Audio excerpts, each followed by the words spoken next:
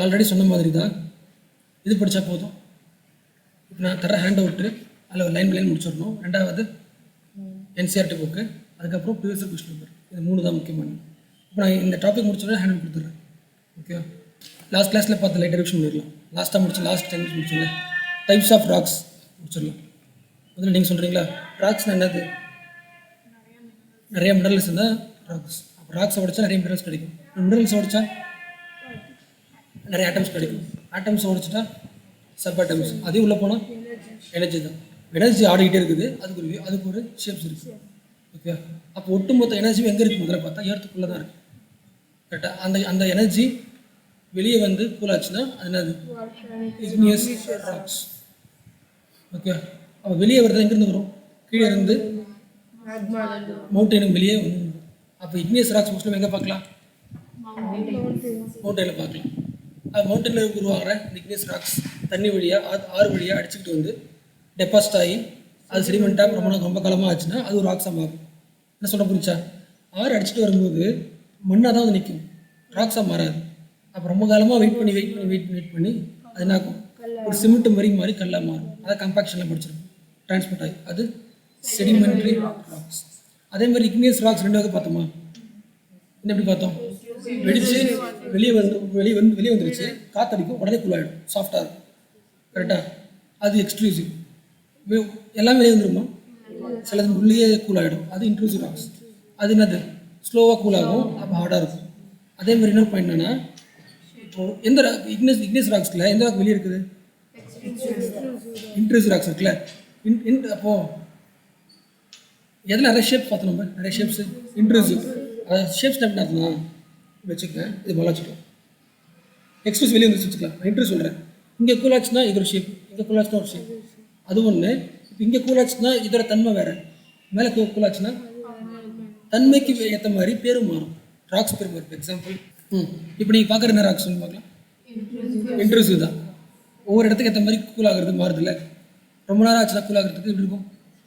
ஸ்ட்ராங்காக இருக்கும். இப்போ சொல்லுங்களேன், மேலே ஒன்று இருக்குது, கீழே ஒன்று இருக்குது, எதுக்குள்ளாக டைம் ஆகும்? அப்போ எது ஸ்ட்ராங் ராக்ஸு? அப்போ சொல்லுங்களேன், first layer, second layer, third layer, fourth layer. இது எந்த லேயரில் இருக்கிற ராக் ஸ்ட்ராங்காக இருக்கும்?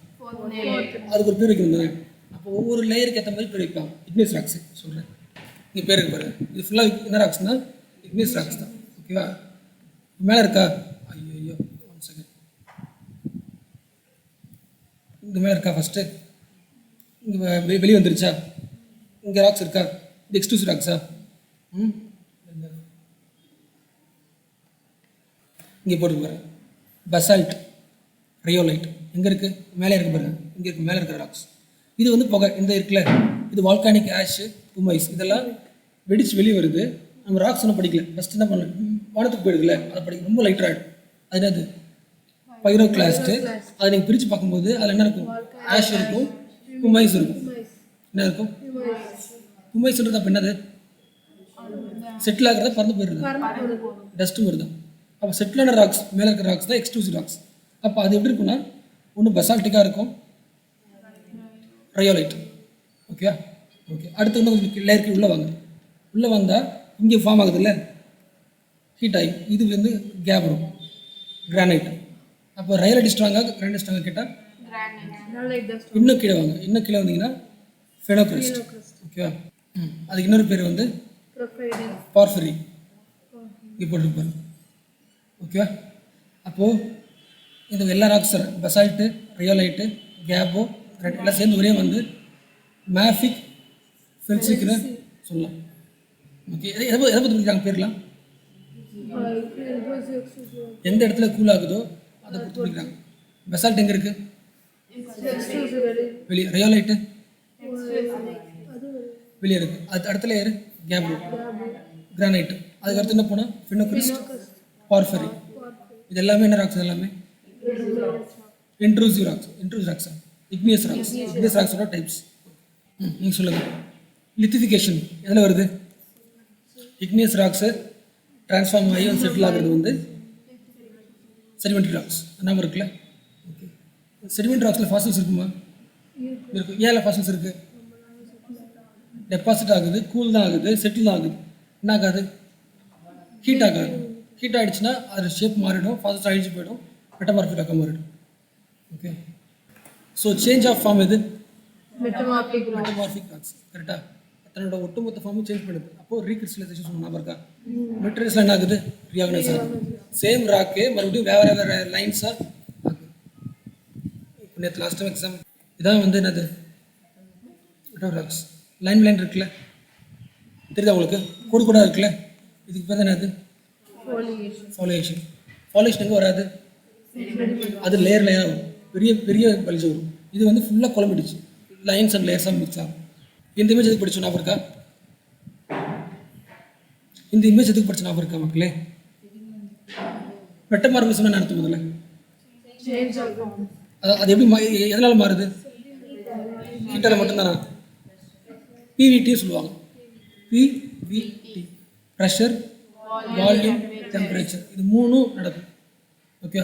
ப்ரெஷர் ரொம்ப அதிகமாகுது, வால்யூம் நல்லா குறைஞ்சிரும், டெம்பரேச்சர் அதிகமாகிடும். அப்போ அது ஒரு ஷேப் ஆகும்.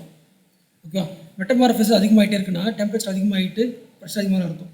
அதுக்கு எக்ஸாம்பிள்ஸ் இருக்காங்க, இங்கே போட்டு போகிறேன். இன்க்ரீஸிங் மெட்டமார்பிசம் என்ன ஆகும்? ஷேப் மாறிட்டே இருக்கும், ஷேல்ல இருந்து நீசிஸ் வரைக்கும் மாறும். புரிஞ்சா? எல்லா பேரும் முக்கியம், எல்லா எக்ஸாம் வந்துருச்சு. இதெல்லாம் ஷேல் என்ன மாறுது? Slate, phyllite, schist. இதில் மோஸ்ட் இம்பார்ட்டன்ட் பாயிண்ட்டு இந்த 2 பாயிண்ட் தான். இந்த 2 பாயிண்ட் தான் இது பிரியங்கா வந்து கொஸ்டின் கேட்டாங்க. ஓகே. அதில் செகண்ட் லைன் படிக்கல, இதை மாதிரி ஃபஸ்ட்டு படிங்க. இது யாரை படிங்க பார்க்கலாம். சம்டைம்ஸ் 1 செகண்ட் அண்டர்லாக்ஸ்னு அர்த்தம் கீழே உள்ளே இருக்கிற ராக்ஸு, வெளியெல்லாம் வரல, உள்ளே இருக்கிற rocks subjected to great amounts of pressure by. இங்கே ராக் இருக்குது, கீழே அதிகமாக ராக்ஸ் இருக்குது, அந்த ராக்கோட ப்ரெஷரில் இது ஆகலாம் result in to metamorphism of underlying rocks. இப்படி புரிஞ்சுல? செடிமெண்டட் ராக்ஸ் வந்து ஹீட் ஆகி கன்வெர்ட் ஆகி என்ன மாறுது? மெட்டமார்பிக் ராக்ஸாக மாறுது. அப்படி இருக்குன்னு அவசியம் கிடையாது. ஜென்ரலாக ஏர்த்துக்குள்ளேயே இருக்கிற ராக்ஸ் கூட என்ன பண்ணலாம்? வெளியே வந்து இக்னிஸாக மாறாமலே மெட்டமார்பிஸாக மாறலாம். இப்போ ப்ரெஷர் அதிகமாச்சுன்னா என்னது? பிவிடி அதிகமாச்சுன்னா. புரிஞ்சா? அதான் பிரியங்கா கொஸ்டின் கேட்டுச்சு. இந்த அடுத்து இந்த லைன் படிங்களேன். Sometimes magma comes in. புரிஞ்சா? ஏர்த்து இருக்குது, கீழே மேக்மா இருக்குது, மேக்மா வெளியே வெடிச்சு இக்னேஸ் வந்துடும். இக்னேஸ் செடிமெண்ட்ரி மெட்டமார்பிஸ். அது பண்ண அவசியம் கிடையாது. அந்த கீழே இருக்கிற மேக்மா இருக்குல்ல, இது மேலே வரும்போது வெளியே வரல, ஆனால் அந்த குழம்பு என்ன பண்ணிச்சு? மேலே ராக்ஸ் இருக்குல்ல, உள்ள அந்த ராக்ஸ் சுற்றி கவர் ஆகிடுச்சு. கவர் ஆகிடுச்சுன்னா ஆகிடும், அழிஞ்சு போயிடும். அழிஞ்சுன்னா ஆகிடும், கீழே ஊற்றி வேறு ராக்ஸாக ஃபார்ம் ஆகிடும். புரிஞ்சுல? அப்போ உள்ளே இருக்கிற ராக்ஸு என்ன பண்ண வாய்ப்பு இருக்குது? அப்போ என்ன அர்த்தம்னா மெட்டமார்பிஸ்னா என்ன? சிம்பிள் ஒன்று, ஹீட்டு கொடுத்தா மாறிடும். புரிஞ்சா? என்ன சொன்ன? புரிஞ்சா? ஒரு சைக்கிள் நடக்குது, அட் த சேம் டைம் உள்ளே இருக்கிற ராக்ஸ் வெளியே வராமல் கூட ஹீட் என்ன பண்ணும்? ப்ரெஷர் கொடுத்து அந்த ராக்கை உடைச்சாலே என்ன மெட்டமார்பிசம்? What is metamorphisms? சேஞ்சை மாற்றுறது தான். கவனிக்கலையா? ஆன்சர் பண்ணல நீங்கள். லைன் புரியுதா? ஆனால் இது ஆல்வேஸாக சம்டைம்ஸா? லாஜிக் புரியுது தானே? எல்லா ராக்ஸும் அப்படியே இருக்கும்போது ஹீட் மாறிட்டே இருக்குமா? உள்ள மாறிட்டே இருக்கும், அப்போ ஷேப்பும் மாற வாய்ப்பு இருக்குது. வெளியே வந்து தான் மாற்றிட்டு தான் உள்ள பண்ண அவசியம் கிடையாது. மேலே பார்த்தோம்ல, சம்முன்னு பார்த்தோம்ல, அந்த எக்ஸாம்பிள் தான் இது. இக்னியஸ் ராக்ஸ் இருக்குது, இக்னியஸ் ராக்ஸே ஹீட் ப்ரெஷரால் என்ன பண்ணலாம்? மெட்டமார்பிக்காக மாறலாம். ஸோ இது வரைக்கும் நம்ம என்ன முடிச்சிருக்கோம்? ஏர்த்தோட இன்டர்னல் ஸ்ட்ரக்சர், அதில் என்னென்னலாம் இருக்குது? லிக்விடா, சாலிடா. அடுத்து ராக்ஸ்லாம் தான் இன்டர்ஸ்ட்ரக்சர்லாம் ஏர்த்துக்காக வச்சு தான் கண்டுபிடிச்சி படித்தாச்சு. அடுத்து ராக்ஸ் படித்தாச்சு. அடுத்து இதெல்லாம் ஜெனரலாக படித்தாச்சு. ஓகே. ஆனால் அதுக்கப்புறமும் நிறைய கொஷின்ஸ் வருது. யாருக்கு வரும்? அதை விடுங்க. இதெல்லாம் நம்ம ஏன் படித்தோம்? இதெல்லாம் படிக்கிறதுக்கான காரணம் ஃபஸ்ட் சொன்னேன் ஃபஸ்ட் கிளாஸில். என்ன காரணம் சொன்னாங்க? நீங்கள் ட்ரை பண்ணுங்கள், நீங்கள் அவங்க சொல்லுங்கள். டெஸ்ட்டில் இதெல்லாம் கேட்பாங்க. அப்படி சொல்லுமா? ஆமாம், எக்ஸாமில் கேட்பாங்க. நீ சொல்லுமா? ஒரு லேண்டில் இங்கே ஒரு காம்போசிஷன், இங்கே ஒரு காம்போசிஷன். லேண்டு நம்ம இருக்கிறது வந்து ஸ்டேபிளாக இருக்க மாட்டேங்குது. திடீர்னு மழை பெய்யுது, திடீர்னு வெயில் அடிக்குது, திடீர்னு எர்த்குவேக் வருது. அப்போது வந்து என்ன நடக்குதுன்னு எல்லாருக்குமே கன்ஃபியூஷனாக இருக்குது. எத்தனை வருஷத்துக்கு முன்னாடி? 200 வருஷத்துக்கு முன்னாடி. ஓகே. அப்போ இது காரணத்தை கண்டுபிடிக்கிறாங்க. இந்த காரணத்தை கண்டுபிடிக்கும் போது அடிப்படையெல்லாம் தெரிய வரும். ஓகே. அப்போது ஏன் வந்து ஏர்த்து வந்து மாறிக்கிட்டே இருக்குது? ஏற்கனவே இங்கே இருந்த லேண்டு வேறு இடத்துக்கு லேண்டு சொல்கிறாங்களே 100 வருஷத்துக்கு முன்னாடி, அது ஏன் மாறுதுன்னு தான் கன்ஃபியூஸ் ஆகிறாங்க. ஒவ்வொருத்தர் என்ன பண்ணுறாங்கன்னா அது காரணம் இது என்ன பண்ணுவாங்க? தியரிஸ் உருவாக்குவாங்க. அடுத்தாங்க இப்போ அதை படிக்க போகிறோம். என்ன சொல்கிற புரிஞ்சா புரியலையா? மக்கள் எல்லாருக்குமே ஒரு டவுட்டு. என்ன டவுட்டு? அதாவது இது படிச்சு ஞாபகம் இருக்கா? சயின்டிஃபிக் டெம்பர், ரெனேசன்ஸ் பீரியட், 1800 சயின்டிஃபிக்கில் ஒருத்தர் ஸ்பேஸ் படிக்கிறான், ஜாகிரஃபிக்லையும் படிக்கிறான், மேப் படிக்கிறான், அதெல்லாம் படித்தோம்ல. ஜாகிரஃபிலையும் அப்போ இது கடவுள் கிடையாது, இது மூவ் ஆகுறதுக்கு சுற்றுதுன்னா கடவுள் கிடையாது. அப்போ இது ஏன் சுற்றுது, ஏன் வெடிக்குது, ஏன் பிரியுது, அவன் கண்டிப்பாக ஒரு காரணம் இருக்குன்னு சொல்லிட்டு படிக்க ஆரம்பிக்கிறான். ஒரு தேரிஸ் வருது, எல்லாமே 1800 தான் வரும், 1800 2009 வந்து இருக்கும். ஓகேவா? அதில் 3 முக்கியமான தியரிஸ் படிக்க போகிறோம். ஜியோமார்ஃபாலஜி தியரிஸில் இங்கே போட்டு பாருங்க. வை சடன் ரெயின்ஃபால், சி ரைஸ் அதிகமாகுது, லேண்டு சேஞ்ச் ஆகுது, நிறைய இது மாதிரி நடக்குது. அப்போ இதுக்கெல்லாம் கடவுள் காரணம் கிடையாது. அப்போ நிறைய அப்போ ஏதோ சயின்ஸ் இருக்குது. அந்த சயின்ஸ் நான் கண்டுபிடிக்கிறேன், யார் கண்டுபிடிக்கிறான்? ஜாகிரபிஸ்ட் கண்டுபிடிக்கிறாங்க. அதில் 3 முக்கியமான தியரிஸ் வந்து கான்டினென்டல் ட்ரிஃப்ட், சீ ஃப்ளோர் ஸ்ப்ரெட்டிங். ஒவ்வொரு தியரியும் ஒரு விஷயத்தை பேசுது. எக்ஸாம்பிள் ஃபஸ்ட்டாக போட்டிருக்கு கான்டினென்டல் ட்ரிஃப்ட். இப்போ இந்த தியரியோட எய்ம் என்னன்னா கிளைமேட் சேஞ்ச் படிக்குது. ஏன் கிளைமேட் சேஞ்ச் ஆகுது? வெதர் கிடையாது, கிளைமேட் ஏன் சேஞ்ச் ஆகுது, அதுக்கு என்ன காரணம்? ஒவ்வொரு ஊர்லேயும் ஒரு கிளைமேட் இருக்குதுல்ல, அது எப்படி சேஞ்ச் ஆகுதுக்கான காரணம் படிக்கிறது தான் என்னது கான்டினென்டல் ட்ரிஃப்ட். அதில் அப்போ இதான் ஃபஸ்ட்டு தியரி. இது ஃபஸ்ட் தியரி. இதோட தப்பெல்லாம் சரி பண்ணி இன்னும் கொஞ்சம் அட்வான்ஸ் வந்தது சீ ஃப்ளோர் பிளேட் டெக்டானிக். சும்மா போட்டது அப்படியே சொல்கிறது பிளேட் டெக்டானிக். அடுத்த பிளேட் டெக்டானிக் சொன்ன விஷயத்தை ப்ரூவ் பண்ணுறதுக்கு வந்தது சீ ஃப்ளோர் ஸ்ப்ரெட்டிங், ஜியோ மேக்னட்டிசம் நிறைய இருக்குது. ஓகே, ஃபஸ்ட்டு தியரி திருப்பி படிக்கிறோம் நம்ம. யார் சொன்னது? படிச்சிருப்பீங்க, வெய்னர் படிச்சு ஞாபகம் இருக்கா? வெய்னருக்கு வந்து தெரியாது. என்ன தெரியாதுன்னா எர்த்தோட உள்ளே பார்த்தீங்கன்னா க்ரஸ்ட்டு, அஸ்தனோஸ்பியரு, அப்புறம் கோர், இதெல்லாம் தெரியாது அவருக்கு. ஓகே, அஸ்தனோஸ்பியர்ன்ற ஒரு பிளேட்டு தெரியாது. இது படிச்சு ஞாபகம் இருக்கா? லித்தோஸ்பியர் படிச்சு ஞாபகம் இருக்கா? லித்தோஸ்பியர் கீழே தானே என்ன இருக்குது? அஸ்தனோஸ்பியர். அப்படின்னு அர்த்தம் லித்தோஸ்பியரே மிதக்குதுன்னு அர்த்தம். அப்போ லித்தோஸ்பியர் மிதக்குதுனாலே என்ன அர்த்தம்? கான்டினென்ட்டும் மிதக்குது, ஓஷனும் மிதக்குது. ஓகே, அவருக்கு அஸ்தனோஸ்பியர் தெரியாது. அப்போது இவர் என்ன பண்ணிட்டாருன்னா இந்த வார்த்தை போட்டுருக்கு. என்ன போட்டுருக்கு? கான்டினென்ட் மட்டும் தான் மிதக்குன்னு நினச்சிட்டேன். யார் நினச்சிக்கிட்டா? அதான் கரெக்டு. ஃபஸ்ட்டு பார்க்கும்போது ஃபஸ்ட்டு ஒரு தியரிஸ்ட் வரான், உலகத்தை பார்க்குறான்னு நினைப்பான். கடல் பெருசாக இருக்குது, அப்போ கடலுக்கு மேலே லேண்டு மிதக்குதுன்னு நினச்சிக்கிட்டான். அப்போ அவருக்கு என்ன தெரியாது? லித்தோஸ்பியர்னு ஒரு தெரியாது, புரியல, நம்ம அஸ்ட்ரோஸ்பியர் தெரியாது. அதே மாதிரி பிளேட்ஸ், நிறையா பிளேட்ஸ்னு தெரியாது அவருக்கு. ஒன்றே ஒன்று மிதக்குது. என்ன மிதக்குது? எதில் மிதக்குது? இது யாரை கண்டுபிடிப்பு? அப்போ மிதக்குதுன்னா எது தள்ளி போகுது? அதை தள்ளி போகிறதுக்கு தான் ட்ரிஃப்ட், கான்டினென்டல் ட்ரிஃப்ட். புரிஞ்சுல? இது படிச்சிருப்பீங்களே. இதெல்லாம் வேர்ல்டு சுற்றி என்ன இருக்குது? கடல் இருக்குது, நடுவில் எல்லா லேண்டுமே இருக்குது, லேண்டு மிதந்துட்டு இருக்குது. டைம் பார்க்க என்ன ஆகுது? பாதி உடையுது, இது பாதி உடையுது, ரெண்டாக போகுது, இது பாதி உடையுது, ரெண்டாக போகுது, ஃபியூச்சரில் மாதிரி போயிட்டு இருக்கு. ஓகே, இதை சொல்கிறதுக்கு முன்னாடி அந்த காலத்தில் இந்த அசம்ஷன் 2 தான். ஒரு என்னது, ஒரு இடம் இருக்குன்னா இந்த இடம் வந்து அப்படியே தான் இருக்குது, மேலே இருக்கிற கிளைமேட் தான் மாறுது அப்படின்னு ஒரு தியரி இருக்குது. தியரி கிடையாது, ஹைப்போதசிஸ் இருக்குது. ரெண்டாவது ஹைப்போதசிஸ், கிளைமேட்லாம் மாறல, இந்த லேண்டு தான் வேறு இடத்துக்கு போகுது. புரிச்சுல? ஈக்குவேட்டில் இருந்தால் ஒரு கிளைமேட்டு, இன்னும் மேலே போயிட்டு வர கிளைமேட் தானே. 2 ஹைப்போதசிஸ் இருக்குது. கரெக்டாக அதானே படிச்சிங்க? யார் சொல்கிறா? வெயினருக்கு முன்னாடி இருக்க சொல்கிறேன். வெயினருக்கு முன்னாடி இருக்க சொல்கிறது வந்து கிளைமேட் ஃபஸ்ட்டு இது. கான்டினென்டல் ட்ரிஃப்டியோட மெயின் எய்ம் என்னது? அது அவர் சொல்கிறதுமா. கான்டினென்டல் ட்ரிஃப்டியோட மெயின் எய்ம் என்னென்னா கிளைமேட் ஏன் மாறுது, கிளைமேட் ஏன் மாறிக்கிட்டே இருக்குது, 100 வருஷத்துக்கு ஒரு கிளைமேட் மாறிக்கிட்டே இருக்கு, என்ன காரணம் தான் அவரோட எய்மே. அப்படி பார்க்கும்போது 2 காரணம் சொல்கிறாங்க அவருக்கு முன்னாடி. ஒன்று வந்து லேண்ட் அப்படியே இருக்குது, மேலே இருக்கிற வானங்கள் மாறிக்கிட்டே இருக்குது, ஸோ மாறுதுன்னு சொல்கிறது ஒரு ஹைப்போதசிஸ். ரெண்டாவது ஹைப்போதசிஸ், இல்லை கிளைமேட் அப்படி தான் இருக்குது, லேண்டு மூவ் ஆகிட்டே இருக்குது, அதனால தான் அதில் ஒரு 2வது எடுத்துகிட்டு யார் எடுத்துட்டா? வெயின் 2வது எடுத்துக்கிட்டார். என்ன எடுத்துக்கிட்டார்? ஃபஸ்ட்லாம் கிடையாதுங்க, கிளைமேட்லாம் மாறல, லேண்டு தான் என்ன இருக்குது, மூவ் ஆகுது. மூவ் ஆகுறதால இங்கே இருந்தது 100 வருஷத்துக்கு அப்புறம் வேற எங்கேயே போகுது, அப்போ கிளைமேட் மாற தான் செய்யும். அப்போ அடுத்து என்ன பண்ணணும்? இவர் சொல்கிறது அசம்ஷனா சயின்ஸா? அப்போது அசம்ஷன் தான், அதை ப்ரூவ் பண்ணணும் தானே. அப்போ அவர் கண்டுபிடிக்கணும் அவருக்கு. அதுக்கான ப்ரூஃப்ஸை வந்து தேடி சொல்கிறாரு. அதான் அவரோட தியரி. என்ன தியரி பேர்? என்ன? கான்டினென்டல் ட்ரிஃப்ட் தியரி வர வரைக்கும் 2 ஹைப்போதசிஸ் இருந்துச்சா? ஃபர்ஸ்ட் ஹைப்போதசிஸ் என்னது? வெயினருக்கு முன்னாடி இருந்த 2 ஹைப்போதசிஸ்.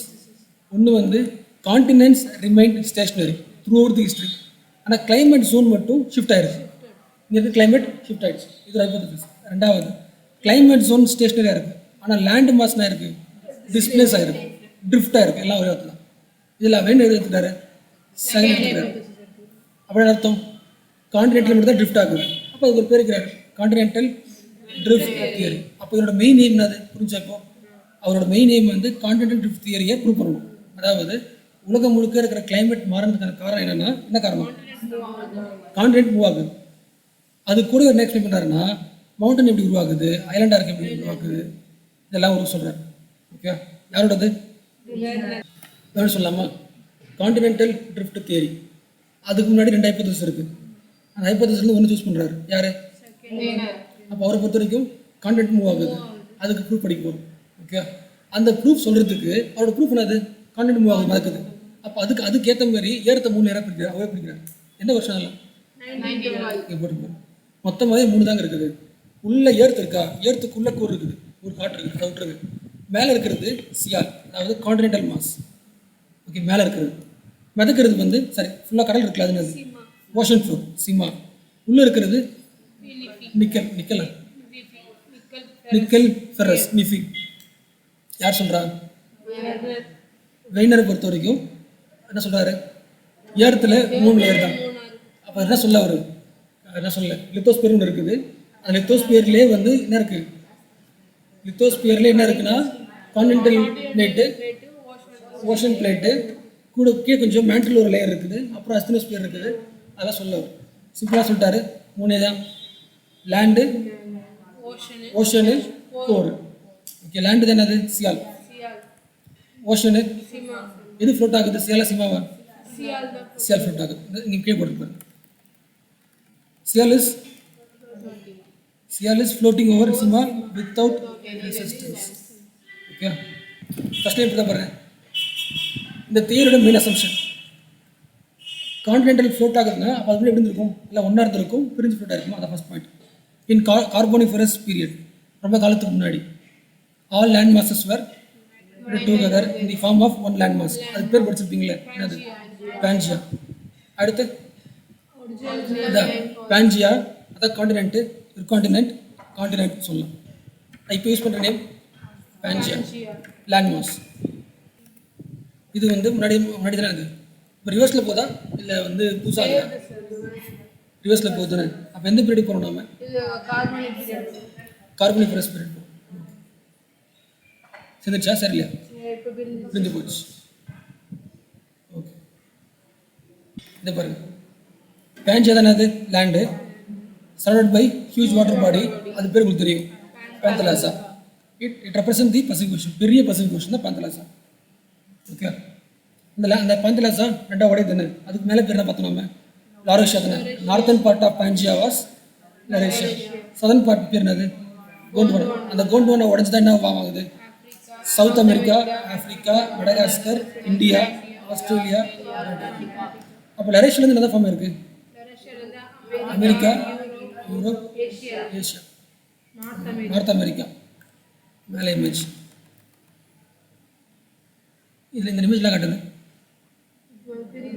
சரிதான் ஒன்றாகுதா? அந்த இந்த இமேஜ் நான் கொடுத்ததுக்கான காரணம் வந்து ஜிக்ஸா ஃபிட்டுக்காக கொடுத்தேன். பிரிஞ்சிருக்கு, ஆனால் ஒட்டினா எப்படி இருக்குது? எல்லாம் ஏற்கனவே ஒன்றா இருந்த மாதிரி ஒரு ப்ரூஃப் இருக்குல்ல. எஸ், அதுக்கு பேர் என்னது? ஜிக்ஸா ஃபிட்டு தானே. நான் ஜிக்ஸா ஃபிட் படிக்கலையா? இந்த இமேஜ் பாருங்க, இது புரியுதுல்ல? எல்லா காண்டினென்ட்டும் இருக்குது, ஒற்றை இருக்குல்ல. சவுத் அமெரிக்கா, ஆஃப்ரிக்காலாம் ஒற்றை இருக்குல்ல. அப்போ இதுக்கு பேர் என்ன சொன்னானே? ஜிக்ஸா ஃபிட் ஆகுது. அப்போ எல்லாம் ஒன்றா இருந்த காண்டினென்ட்டு பேன்ஜியா 2 உடையது தானே. மேலே இருக்கிறது பேர் லரோஷியா, கீழே இருக்கிறது பேர் வந்து ஏன் உடைஞ்சது? அதுக்கான காரணத்தை கீழே கொடுத்துருக்காங்க. இந்த இமேஜோட எய்மே தான். இப்போ ஜாயின் பண்ணி பார்த்தா ஃபிட் ஆகிற மாதிரின்னு சொல்கிறாங்க. இந்த இமேஜ் பழைய இமேஜ் கிடையாது. இப்போ இருக்கிற சவுத் அமெரிக்கா, ஆஃப்ரிக்காவை ஒட்டி பார்த்தோன்னா கட்டனாகுது, இங்கே ஃபிட் ஆகுது. ஆஸ்திரேலியா எங்கே இருக்குது, அதை வளைச்சி இப்படி ஃபிக்ஸ் பண்ணால் ஃபிக்ஸ் ஆகுது. இந்தியா, ஆஃப்ரிக்கா எல்லாத்தையும் ஒட்டினா கரெக்டாக அந்த ரவுண்டு வர மாதிரி சொல்கிறாங்க. ஏன்னா இப்போ வந்து ஃபிக்ஸ் பண்ணி பார்க்குறது. இங்கே இருக்குல்ல, இது ஆஃப்ரிக்காவா, சவுத் அமெரிக்கா, தள்ளி தானே இருக்கும். எல்லாம் கிட்ட வந்து வச்சு ஒட்டி பார்த்தா கரெக்டாக மேட்ச் ஆக சொல்கிறாங்க. அதுக்கு ப்ரூஃப் ஒரு சத்து தரப்புறாரு. ஏன் பிரிஞ்சுது, நான் எப்படி சொல்கிறேன்றதை யார் தரப்புறான்? வெய்னர். சீதா, நீங்கள் சொல்லுங்கள் சீதா. வெய்னரோட எய்ம் என்ன? ட்ரிஃப்ட் வந்து ப்ரூவ் பண்ணணும். ஓகே, கான்டினென்ட் ட்ரிஃப்ட் ஆகுதுன்னா எல்லாம் ஏற்கனவே ஒன்றா இருந்துன்னு அர்த்தம். ஜிக்ஸா, இப்போ அவரோட எய்ம் வந்து ஜிக்ஸா ஃபிட்டை ப்ரூவ் பண்ணணும். ஜிக்ஸா ஃபிட்டை ப்ரூவ் பண்ணிட்டாருன்னா எல்லாம் ஒன்றா தான் இருந்துச்சுன்னு ப்ரூவ் பண்ணிட்டாருன்னா அப்போ வந்து என்ன ஆச்சுக்கு கான்டினென்டலில் வந்து மிதக்குது, மிதந்து பிரிஞ்சு போயிடுச்சு, கிராவிடேஷனல் ஃபோர்ஸில் மூணோட ஃபோர்ஸில் பிரிஞ்சு உடஞ்சி போயிடுச்சு சொல்லி சமாளிச்சுக்கலாம். ஓகே, அது ஃபஸ்ட்டு தர ப்ரூஃப் வந்து ஜியாலஜிக்கல் சொல்லுவாங்க.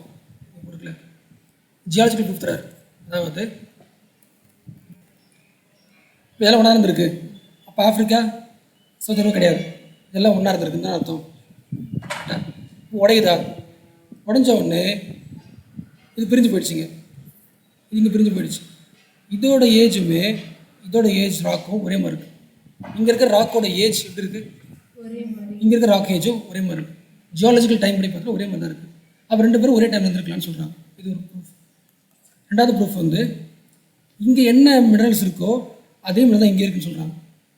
மேப் பார்த்துருக்கீங்களே, சவுத் அமெரிக்கா இங்கே இருக்கும், ஆஃப்ரிக்கா இங்கே இருக்கும். அப்போ இங்கே இருக்கிற மினரல்ஸும் ஒரே மாதிரி இருக்குது. அப்போ கண்டிப்பாக இங்கே கோல்டு இருந்துச்சுன்னா இங்கே கோல்டு இருக்குது, அப்போ கண்டிப்பாக ஒன்றா இருந்திருக்கும். இது ஒரு காரணம்.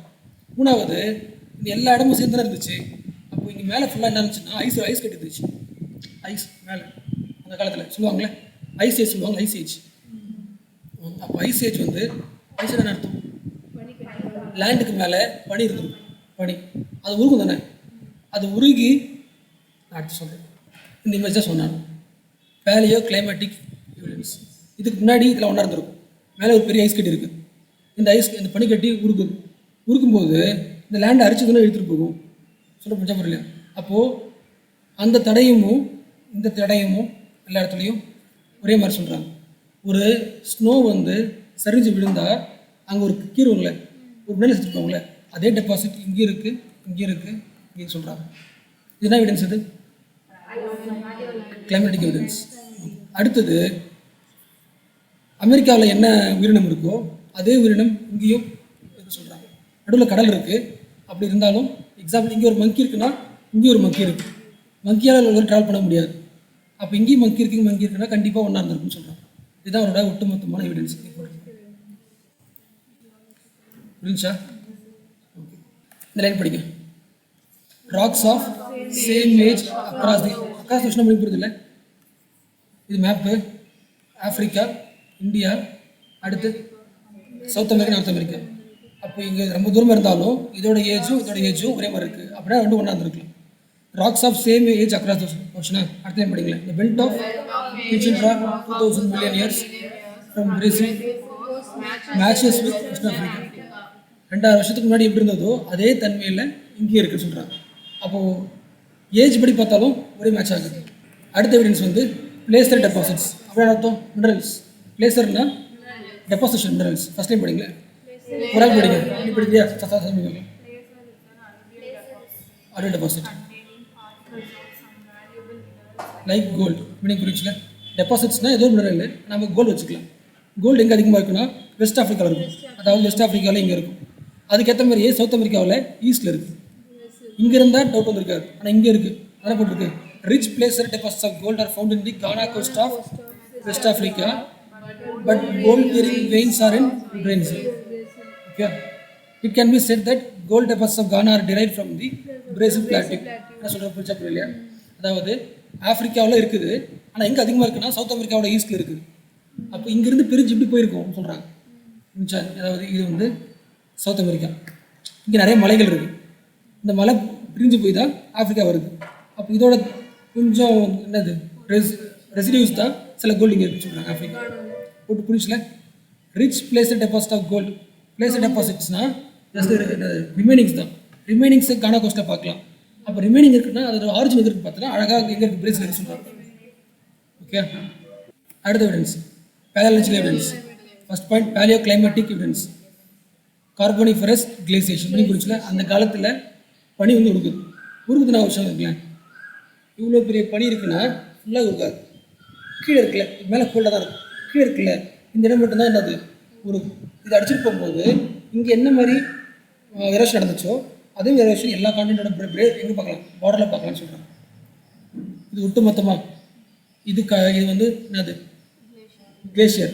இப்போ இந்த இடம் உருகிடுச்சா, இங்கே எத்தனை டிஸ்டன்ஸாக இருக்குமா, இந்த இடம் உடையது வச்சுக்கலாம். இதே மாதிரி எரோஷன் இங்கே இருக்குது, இங்கே இருக்குது. புரிச்சா புரியலையா? அதான் இப்போ இருக்காங்க. இந்த கார்போனிஃபரஸ் புரியுதா? இந்த Carboniferous glaciation in Brazil, Falkland, South Africa, India proves the unification of all landmass of Pangaea. கிளேசேஷன் உருகி அங்கே நடந்த கம்போசிஷனும் பிரிஞ்சதுக்கு அப்புறம் பார்த்தா ஒரே மாதிரி இருக்கு. அடுத்து இந்த ஃபாசில்ஸ் வெஜிடேஷனும் சேமாக இருக்குது எங்கே அமெரிக்கா, சவுத் அமெரிக்காவிலையும் ஆஃப்ரிக்காவிலையும். உங்களுக்கு புரிதா பார்த்து ஏன் வந்து சவுத் அமெரிக்காவையும் ஆஃப்ரிக்கா பிடிக்காம புரியுதா உங்களுக்கு? ஏன் இதான் பக்கத்து பக்கத்தில் இருக்குது, நடுவில் பிரிஞ்சு இருக்குது. அப்போ இது ரெண்டும் ஒட்டி இதான் ஒட்டுன்னு சொல்லலாம். அதுக்கப்புறம் இந்தியா இங்கே இருக்கா, இந்தியா இங்கே ஒட்டுருக்குன்னு சொல்லிக்கலாம், ஆஸ்திரேலியா இங்கே சொல்லலாம், எல்லாத்தையும் ஒட்டி பார்க்குறேன். இது பெரிய டிஸ்டன்ஸ் எதுக்குன்னா நார்த் அமெரிக்கா, சவுத் அமெரிக்கா இருக்கா, சவுத் அமெரிக்காவுக்கும் ஆஃப்ரிக்காவுக்கு வந்து பெரிய டிஸ்டன்ஸ் இருக்குது. அப்போ இங்கே நம்ம ப்ரூவ் பண்ணிட்டோன்னா அப்போ இது பக்கத்தில் ஃபிட் பண்ணிக்கலாம்னு சொல்லிக்கலாம். எய்ம் என்னது? Jigsaw fit. ஓகே, அப்போ ஜிக்ஸா ஃபிட்டாக இருக்கிறதுக்காக ஏன் சொல்கிறாங்க? காலத்தை சொல்கிறாங்க, மெடல் சொல்கிறாங்க, வெஜிடேஷன் சொல்கிறாங்க, ஐஸ் ஏஜி சொல்கிறாங்க. இந்த ஐஸ் உருகி ஒரு காண்டினென்ட்டில் எரோஷன் ஆகுதுல்ல, வாட்டர் தானே ஐஸு எரோட் ஆகுதுல்ல, அது எரோடாக எடுத்துகிட்டு வரதுக்கு பேர் வந்து டிலைட் சொல்லுவாங்க, திக் டிலைட் சொல்லுவாங்க, செடிமெண்ட்ஸ். புரிச்சா? இங்கே லேண்ட் இருக்குது, ரிவர் ஒடியா இருக்குது, எதை எடுத்துகிட்டு வரும்? டெபாசிட் எடுத்து வந்து கொட்டுவோம்ல, எஸ், அதுக்கு பேர் டிலைட் சொல்லுவாங்க. இந்த டிலைட் எல்லா இடத்துலையும் ஒரே மாதிரி இருக்குன்னு சொல்கிறாங்க. இதை பாருங்களேன், இதான் யாரோட அசம்ஷன்? இது நம்ம லாஸ்ட் ப்ரூஃப், பயாலஜிக்கல் எவிடன்ஸ். அதாவது இங்கே சவுத் அமெரிக்காவில் இருக்கிற உயிரினமும் ஆஃப்ரிக்காவில் இருக்கிற பார்டரும் ஒரே மாதிரி இருக்குது. ஆஃப்ரிக்காவில் இருக்கிற பார்டரும் இங்கே இருக்குது, இந்தியாவில் இங்கே இருக்கிற பார்டரும் ஒரே மாதிரி இருக்குது. அதே மாதிரி அண்டார்டிகாவில் இங்கே இருக்கிறதும் பார்டரில் ஒரே மாதிரி அனிமல் இருக்குது. எக்ஸாம்பிள் க்ளோசப்டரிஸ் ஃப்ளோரா, என்ன அர்த்தம்? ஒரு பூச்செடி. அது இந்தியாவிலையும் சவுத் ஆஃப்ரிக்காவிலையும் ஆஸ்திரேலியாவிலையும் அண்டார்டிகாலையும் ஒரே மாதிரி இருக்குது. ஒரே மாதிரி இருக்கணும்னா லேண்டு தான் மாறி இருக்கும். ரெண்டாவது லெமர்னா மங்கி எங்கே இருக்குது? ஆஃப்ரிக்காவில் இருக்குது, இந்தியாவில் மடகாஸ்கர்லேயே பார்க்க முடியுது. அப்போ பிரிஞ்சு தான் போயிட்டுன்னு அர்த்தம். அதே மாதிரி மிசோரஸ் ஒரு ஸ்மால் ரெப்டைல், அது பிராக்கிஷ் வாட்டரில் மட்டும்தான் இருக்கும். இப்போ எங்கே இருக்குது? பிரேசிலையும் இருக்குது, ஆஃப்ரிக்காவில் இருக்குது. இந்த ப்ரூஃப்லாம் பார்த்தோம்ல, இதை வச்சு அவர் என்ன ப்ரூவ் பண்ணிட்டாரு? ஜிக்ஸா ஃபிட் முடிவு பண்ணிட்டார். ஜிக்ஸா ஃபிட்டாக இருக்கு முடிவு பண்ணிட்டார். ஓகே, அடுத்து அப்போ ஒன்றா இருந்து பிரிஞ்சு இருக்குல்ல, பிரிஞ்சதுக்கான காரணத்தை ரெண்டு தான் வைக்கிறார். ஒன்று வந்து கிராவிடேஷனல் ஃபோர்ஸ். ஓகே, லேண்ட் இருக்குது, அது இழுத்து சுற்றுதில்ல, ஏற்று சுற்றும் போது பிடிச்சி இழுத்து பிரிஞ்சு சொல்கிறார். இது ஒன்று சொல்கிறார். ரெண்டாவது மேலே நிலவு இருக்குல்ல, நிலவு மூவ் ஆகுதுல்ல, நிலவோட பவரும் பிடிச்சி இருக்குதுன்னு சொல்லிட்டார். ரெண்டு தான் சொல்லியிருக்காரு. பாயிண்ட் பிடிச்சா என்ன சொல்லியிருக்காரு? வெயினிறுத்து ஏரியில் ஒரு விஷயம் மூவ் ஆகுதுனால ரெண்டு காரணம் தான். ஒன்று கிராவிடேஷனல் ஃபோர்ஸ், ரெண்டாவது டைடல் மூணோட பவர் இருக்குது. இது ஒன்று. ரெண்டாவது தெரிஞ்சுக்க வேண்டியது மவுண்டன் ஏன் உருவாகுதுன்னு நான் சொல்கிறாரு. அதுக்காக சொல்கிறாரு, இல்லை ஒன்றா தான் இருந்துச்சு, மவுண்டன் உருவாக்காதில்ல. இப்போது இது ஒரு லேண்ட் வச்சுக்கலாம். இது வந்து பிரிஞ்சு மூவ் ஆகும்போது சொல்லுவாங்களே இருக்குது, லேண்டு மூவ் ஆகுது, முட்டி மோதி சொல்லுவாங்களே, மூவ் ஆகும்போது ஃப்ரிக்ஷனில் முட்டி மவுண்டன் உருவாகிட்டு சொல்லிட்டார். சிம்பிளாக சொல்லிட்டார். அது புரிஞ்சா? இப்போது போயிட்டே இருக்கும்போது வேகத்தை என்ன பண்ணுது? இடிச்சுக்கிட்டு அப்படியே ஒரு மவுண்டன் உருவாகிட்டு சொல்லிட்டார். அப்போ என்ன அர்த்தம்? ஃப்ரிக்ஷன் தான் ஒன்று. மூணாவது வச்சுக்கலாமா, ஒரு லேண்டு ஃபுல்லாக இருக்குது, உடஞ்சி ரெண்டா பெரிய நடுவில் வந்துடும், சி வந்துடும் தானே, சின்ன சி தானே, அதுக்கு பேர் டெத்தி சி. மொத்தம் 3 சொல்லியிருக்காரு. ஒன்று வந்து ஜிக்ஸா ஃபிட் சொல்லிட்டாரு. ரெண்டாவது அதோட எய்ம் வந்து மவுண்டன் ஏன் உருவாச்சுன்னா, இந்த லேண்டு உடையல மூவ் ஆகும்போது ஆட்டோமேட்டிக்காக இடிச்சுக்கிட்டு ஃபோல்ட் ஆகிடுச்சுன்னு சொல்லிட்டார். ரெண்டாவது லேண்ட் ரெண்டாக பிரியும் போது நடுவில் வந்த சி தான் டெத்தி சி சொல்லிட்டார். அடுத்து முக்கியமான அவருக்கு தெரியணும்னா, இது இருக்குல்ல ஐலாண்டு, தீவுகள் குட்டி தீவாக இருக்குது, அது உருவாச்சுன்னா இதான் வந்து ஒரு லேண்டு வேகமாக போகுது, பிடிச்சிட்டு போகுது, எதால்? மூணால். அப்போ எல்லாமே ஃபாஸ்ட்டாக போக முடியாது, சில ரெசிடியூஸ் இருக்கும், அது அப்படியே நிற்குதுன்னு சொல்லிட்டாரு. ஐலாண்ட் சொல்லிட்டாரு. புரிஞ்சா? ஒரு கான்டென்ட் இருக்குது, அது வேகமாக பிரிஞ்சு போகுது, ஆனால் ஒட்டுமொத்த கான்டென்ட் பெர்ஃபெக்டாக போகாது, சில மிச்சம் இருக்கும், அந்த ஸ்பீடில் போக முடியாது, அப்படி நின்றுடும், அப்படி ஸ்லோவாக போய் நின்றுடும். அது கடலை சுற்றி கான்டென்ட்டாக மாற சொல்லுவோம். அதுக்கு பேர் தான் ஐலாண்ட் ஆர்க். ஸோ 3 பாயிண்ட் தான், வெயினர்னாலே 3 பாயிண்ட் தான். ஜிக்ஸா ஃபிட்டு அதை ப்ரூவ் பண்ணுறதுக்கு பயாலஜிக்கல் எவிடன்ஸு, கிளைமேட்டிக் எவிடன்ஸ் தான் கொடுத்தாச்சு. அப்புறம் மூவ் ஆகிறதுக்கான காரணம் கேட்டால் ஏர் சுற்றுது, கிராவிடேஷன் வந்து பிரிச்சுட்டு போகுது, கூட ஹெல்ப் பண்ணுது. அதே எல்லா லேண்டுமே பிரிச்சு போக முடியல, சில லேண்டு ஃபாஸ்ட்டாக போயிட்டு சில லேண்டு ஸ்லோவாக இருக்குது, அது ஐலாண்டாக மாறிடுது. இன்னொரு பாயிண்ட் சொன்னாங்க, ஒரு லேண்டு வந்து என்ன லேண்டு? பேஞ்சியா மகன் ரெண்டாக உடையும் போது நடுவில் வந்துடும், சீல உள்ள வந்துடும், கட்டி சி சொல்லிட்டாங்க. அதான் கேட்கணும். ஃபர்ஸ்ட் பாயிண்ட் பாரு, ஃபர்ஸ்ட் ஈவெண்ட் என்னென்ன ஈவெண்ட்ஸ்லாம் அவர் சொல்கிறாரு. இந்த பேஞ்சியா வாஸ் ப்ரோக்கன். பேஞ்சியா எது அர்த்தம் ஃபஸ்ட்டாக பார்த்துருக்கு. இதான் என்னது? இது பேஞ்சியா லேண்டு. ஓகே, இதான் ஃபஸ்ட் ஈவெண்ட். இது உடையுது. எய்ம் என்னது? கிளைமேட் மாறுது. காரணம் எது ஸ்டேஷ்னரி, எது கிளைமேட் ஸ்டேஷ்னரி, லேண்டு போகுது. ஓகே, ஃபர்ஸ்ட் ஈவெண்ட் அது பேஞ்சியா ப்ரோக்கர் டூ 2 பட்டா. பேஞ்ச் 2 ஓடுது. ஒன்று வந்து லாரேஷியா, இன்னொன்று வந்து கோண்டுவானா. லாரேஷியாக்கு இன்னொரு பேர் வந்து அங்கார்லாண்ட். இது 2 ஓடுறதுக்கு மெயின் காரணம்னா ஏர் சுற்று, கிராவிடேஷனல் ஃபோர்ஸ் ஆஃப் பயன்ஸ். பயன்ஸ்னா மூவ்மெண்ட், ஜம்பிங் வச்சுக்கலாம். இது ஒன்று ஃபர்ஸ்ட் முடிஞ்சா. அப்போ பிரிஞ்சு போச்சு, நடுவில் எல்லாம் உருவாயிடும். Formation of டெத்திசி. காரணம் என்னன்னா லாரேஷியாவுக்கும் காண்டோனாவுக்கும் நடுவில் ஸ்பேஸ் இருக்குது, தண்ணி ஆக்குப்பை ஆயிடுச்சு. 2வது. 3வது காண்டோனா லேண்ட். காண்டோனா லேண்டு மறுபடியும் பிரிஞ்சு போகிறதுக்கு அது குட்டியில் உடையதில்லை, 2 3 4 உடையதில்லை.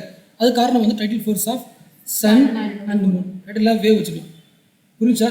ஃபஸ்ட்டு பெரிய லேண்டு 2 உடையுது, அது காரணம் கிராவிடேஷனல் ஃபோர்ஸ் பயான்ஸ். அந்த ஒரு 2 வந்து பிரிஞ்சு உடைய காரணம் வந்து டைட்டில் ஃபோர்ஸ் ஆஃப் சன். நடுவில் கடல் உருவாயிடுச்சு. அதேமாதிரி மேலே இருக்குல்ல நார்த் அமெரிக்கா, அது உடஞ்சி நிறைய விடுதுன்னா அதுக்கான tidal force of sun and moon. South America அதே மாதிரி உருவாக்குற காரணம் அதே சேம் சன் மூன் தான், சேம் தான் வரும் எல்லாமே ஈவெண்ட். என்ன புரிச்சா? இதெல்லாம் ஒவ்வொரு ஈவெண்ட்டாக சொல்கிறாரு. பெருசாக இருந்துச்சு, 2 உடையுது, 2 4 மாறுது, 4 8 மாறுது, ஈவெண்ட் சொல்லிகிட்டே வராது.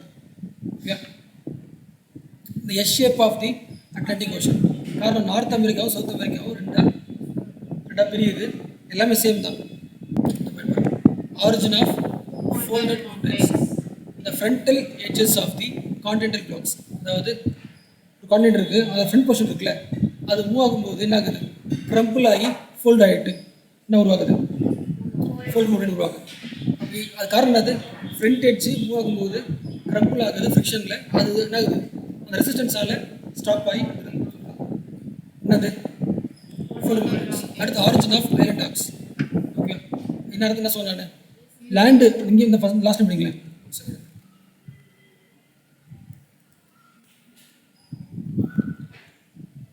இதான் சொன்னான். Eastward margin of the westward moving continents. புரிஞ்சுல?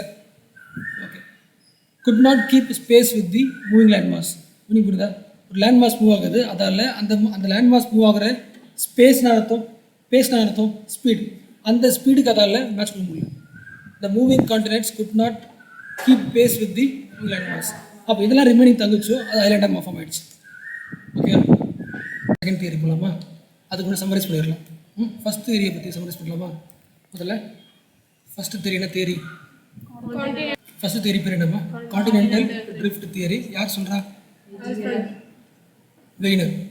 அவர் என்ன சொல்கிறாரு, கான்டினென்ட் மட்டும்தான் மூவ் ஆகுது. ஆல்ரெடி ஒன்றா இருந்துச்சு. ஒன்றா இருந்ததுக்கான ப்ரூஃப் என்ன சொல்கிறாரு, எல்லா கான்டினென்ட்டோட பார்டர் ஏஜஸ் ஒரே மாதிரி இருக்குது, பிளேஸ்மெண்ட் டெபாசிட் ஒரே மாதிரி இருக்குது, கிளேஷியர் மெல்ட் ஆகும்போது அதே சேம் ரிலேட்ஸ் இருக்குது. 4th ஒன் பயாலஜிக்கலாக அங்கே இருக்கிற ஆர்கனிசமும் பார்டர் இருக்கிற ஆர்கனிசம்ஸும் பார்டர் இருக்கிறது ஒன்று சொல்லிட்டார். யார் சொல்லிட்டா? என்ன சொல்கிறார்? இது என்ன சொல்ல வர்றாரு, கான்டினென்ட்ஸ் ஆர் மூவிங். அப்போ கான்டினென்ட்ஸ் மூவ் ஆகிறதால அந்த இடத்துக்கு ஏற்ற மாதிரி கிளைமேட் மாறி இருக்குது இப்போது சொல்லிட்டார். அது மட்டும் சொன்னார். வேறு சொல்லியிருக்காரு, மவுண்டன்ஸ் ஏன் உருவாயிருக்குன்னு சொல்லிட்டார். மவுண்டன்ஸ் உருவானது காரணமே இந்த கான்டினென்ட் மூவ் ஆயிருக்கு. மூவ் ஆகும்போது ஃப்ரிக்ஷனில் மடங்கி ஒன்றா இருக்குது, அதை சொல்லிட்டாரு. அதே மாதிரி ஐலாண்டு மூவ் ஆகுதுன்னு சொல்லிட்டார். ஒரு பெரிய லேண்டு மூவ் ஆகும்போது யூனிஃபார்மாக எல்லாம் மூவ் ஆகாது, சார் அதை பிச்சுக்கிட்டு விழுந்துடும்.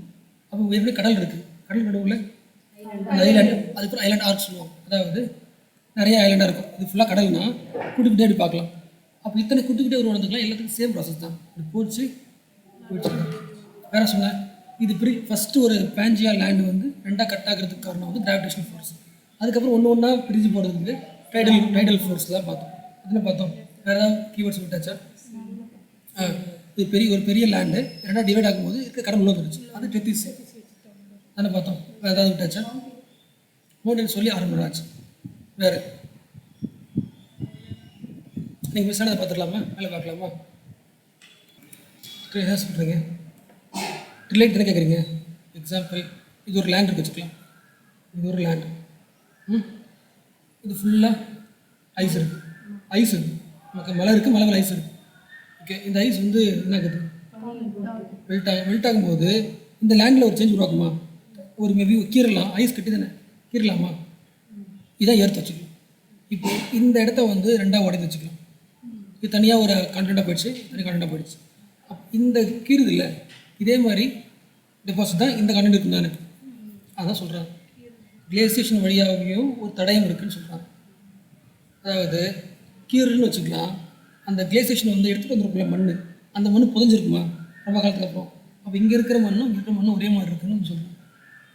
த்ரூ கிளேசியேஷன் ஜென்ரலாக இருக்கிற ரா மெட்டீரியல்ஸ், இந்த கோல்டு பார்த்தோம்ல எக்ஸாம்பிள், அது மாதிரி கிளேசியேஷன் வழியாகவும் டெபாசிட் பண்ணதும் இருக்குதுன்னு சொல்கிறோம். ஓகே, எதெல்லாம் சொல்கிறாங்க? Continental drift theory. இப்போ நீங்கள் ட்ரை பண்ணுங்களேன். இப்போது வெய்னர் சொன்ன கான்செப்டில் எது வந்து உங்களுக்கு கதை வர மாதிரி இருக்குது? இது பார்த்தா ரொம்ப கதையாக இருக்குது. சன்னு வந்து இழுத்துட்டு வர்றதுன்றது கதை ஒன்று. வேறு எதாவது கதை? ஓஷன் மேலே கான்டினென்ட் மிதக்கிறதுன்றது கதையாக இருக்குது. மிதக்கிற மாதிரியாக இருக்கும் கையில். அடுத்து அது வந்து கதை. ஓகே, வேறு ஐலாண்டாக இருக்குது. பிச்சின் விடும்போது ஐலாண்ட் ஆகிடுச்சான். நீங்கள் சொல்கிற கதை. மவுண்டன் போகும்போது அப்படியே ரிவர்ஸில் போய் அப்படியே மவுண்டன் ஆகிடுச்சான். இதெல்லாம் லிமிடேஷன்ஸ். அவங்க சொன்னதில்லை லிமிட் போட்டு. ஃபஸ்ட் லிமிடேஷனு நீங்கள் ஜிக்ஸா ஃபிட் சொல்கிறீங்க, ஆனால் அந்தளவுக்கு கரெக்டாக ஃபிட் ஆகலை. First negative. ரெண்டாவது அதான். அடுத்தது வந்து நீங்கள் ஃபோர்ஸ் சப்ளை சொல்கிறீங்களே, gravitational force of sun and moon எதுக்கு கான்டினென்ட்டை ட்ரிஃப்ட் பண்ணுறதுக்கு, பிரிக்கிறதுக்கு. அது பார்த்து அது வந்து நம்புற மாதிரி இல்லை. ஓகே, ரெண்டாவது நீங்கள் சொன்னது, அதாவது சிமா என்ன ஆகுது? கடல் மேலே ஒரு லேண்டு சியால் வந்து ஜாலியாக ஃப்ளூட் ஆகிட்டு இருக்குன்றதை நம்ம இல்லை ஃப்ரீ ஃப்ளூட்டிங் ஒத்துக்க முடியாது. அதே மாதிரி நீங்கள் ஸ்ட்ரக்சர் ஆஃப் எர்த்தை ஃபுல்லாலாம் சொல்லலை. ஃபுல் அஸ்தினோஸ்பியர் இருக்குது, க்ரஸ்ட்டு இருக்குது. க்ரஸ்ட்டு பற்றி நீங்கள் சொல்லலை, சிம்பிளாக சொல்லிட்டீங்க. கடல் லேண்டு கடல் சொல்லிட்டீங்க. அது ஒன்று. அடுத்து பிரிஞ்சு போகுதில்ல, இப்படி போகுதில்ல, அந்த டைரக்ஷனை பற்றி நீங்கள் சொல்லி you could not explain the direction and sequence of the displacement content. இப்படியே பிரியுதுன்ற டிஃப்ரென்ஸ் நீங்கள் என்ன பண்ணல சொல்ல. அதுக்கப்புறம் நீங்கள் எந்த பேருந்து ஆரம்பிச்சிங்க? கார்பனிக் ஃபேஸ்லேருந்து ஆரம்பிச்சிங்க. அதுக்கு முன்னாடி என்ன ஆச்சு? அதுக்கு முன்னாடி லேண்ட் எப்படி இருந்துச்சு பற்றி நீங்கள் சொல்லலை. இது ஒரு நெகட்டிவ். ஓகே, அடுத்த line படிங்களேன். Fossil plants could have been spread from one continent to another by wind. Ocean currents வழியாகவும் கடலை ட்ராவலோட வந்திருக்கலாம். கன்ஃபார்ம் பிரிஞ்சதாக இருக்கணும் அவசியம் கிடையாது சொல்லிட்டாங்க. புரிஞ்சா? இதெல்லாம் என்ன? இதெல்லாம் சொல்லுவேன். இதெல்லாம் limitations of continental drift theory. இப்போ இந்த தியரி இன்னும் அடுத்த லெவல் கொண்டு வரதான் யார் வருவாங்க? Late tectonic theory. அப்போ இவங்க என்ன சொல்லுவாங்க சொல்லி பார்க்கலாம். ஆமாம், அதாவது வந்து நீங்கள் என்ன சொன்னீங்கன்னா லேண்டு தான் மூவ் ஆக சொல்கிறீங்க. இப்போ கிடையாது. லேண்டும் மூவ் ஆகுது, ஓஷன் மூவ் ஆகுது, ரெண்டும் மூவ் ஆகுது. அதுக்கான காரணம் என்னென்னா, கீழே ஒரு நீங்கள் ஃபுல்லாக பண்ணால் அப்போ எது ஃப்ளோட் ஆகுதுன்னா லித்தோஸ்பியரே ஃப்ளோட் ஆக சொல்கிறாங்க. லித்தோஸ்பியர் புரிஞ்சா? க்ரஸ்ட் இருக்குது. ஃபஸ்ட்டில் பார்த்தோம்ல க்ரஸ்ட்டு, அது கீழே கொஞ்சம் மேண்டில். இதுதான் இந்த குழம்பு. இந்த ஃபுல்லாக இதெல்லாம் குழம்பு இருக்குது. இந்த ஃபுல்லாக அதில் லித்தோஸ்பியரே என்ன ஆகிட்டு இருக்கு? மூவ் ஆகிட்டு இருக்கு. அப்படி ஃபஸ்ட் சொன்னது இவங்க தான். என்ன தெரியும்? அப்போது க்ரஸ்ட், அந்த ஏர்த்தை பற்றின லேயர்ஸ் இருக்குல்ல, proper definition of layers, crust, mantle, asthenosphere, core, அந்த டெஃபினேஷனை கொடுத்தது இவங்க தான். ஓகே, அப்போ பிளேட்டு படிக்கிறோம்ல, பிளேட்டுன்னு அர்த்தம் பிளேட்ஸ்னால் இந்த அந்த பிளேட் பற்றி சொல்கிறேன். லாஸ்ட்டாக சொன்னாமல் இருக்கா? லித்தோஸ்பியர் இருக்குல்ல, லித்தோஸ்பியர் நீங்கள் உடச்சிட்டிங்கன்னா தனித்தனியாக மாறிடுமா? அது பிளேட். இல்லை அது ஃபுல்லாக சேர்த்தா லித்தோஸ்பியர். அதை நீங்கள் பிரேக் ஆகிடுச்சுன்னா பாதியாக இருக்குல்ல, அது பிளேட்ஸ். பெரிய பிளேட் இருக்கும், அதுக்குள்ளே குட்டி குட்டி பிளேட்ஸ் இருக்கும். கிராக்கு சொல்லுவாங்கள்ல, புரிஞ்சா? ஃபுல் லேண்ட், ஃபுல் என்ன சொன்னாங்க? Full lithosphere, full land lithosphere. அது உடஞ்சிருச்சுன்னா அது ஏன் உடஞ்சிது? ஆனால் இவங்க சொல்கிறாங்க மூவாக சொல்கிறாங்க, லித்தோஸ்பியர் மூவாக சொல்கிறாங்க. ஏன் மூவாக காரணம் சொல்ல போகிறேன் நான். அவரும் மூவாக சொன்னார். அது காரணம் சொன்னார், ஓஷன் தான் மூவாக சொல்லிட்டார். நான் இவரும் சொல்கிறாரு ஓஷனும் மூவ் ஆகுது, லேண்டும் மூவ் ஆகுது. இது தனி பிளேட்டு, இது தனி பிளேட்டு. இது எல்லா பிளேட்டும் இதில் இருக்கிற லித்தோஸ்பியர்னு ஒரு பெரிய பில் பிளேட் இருக்குது, அதுலேயே மூவ் ஆகிட்டு சொல்கிறாங்க. அது ஏன் மூவ் ஆச்சு சொல்லிருக்காரு பார்க்கலாம். ஓகே, அடுத்து என்ன பார்க்க போகிறோம்? 10 மணி அதான் பிளேட் டெக்டானிக்கில் இப்போ என்ன பாயிண்ட் கடைசியில் சொன்ன பாயிண்ட் சொன்னாங்க. லித்தோஸ்பியர் தான் மூவ் ஆகுது. ஓகே, எப்படி மூவ் ஆகுதுன்ற கொடுத்து சொல்லணும் கரெக்டாக. அப்போ மூவ் ஆகிறதுக்கு மெயின் ரீசன் என்னென்னா கன்வெக்ஷன் செல்லுன்னு பாயிண்ட் சொல்கிறாங்க. என்ன theory? Plate tectonic theory. Convection அர்த்தம் ஹீட்டு தான். இப்போ எக்ஸாம்பிள் இது இருக்குல்ல, இப்போ நான் இங்கே நிற்கிறேன். ஓகேவா?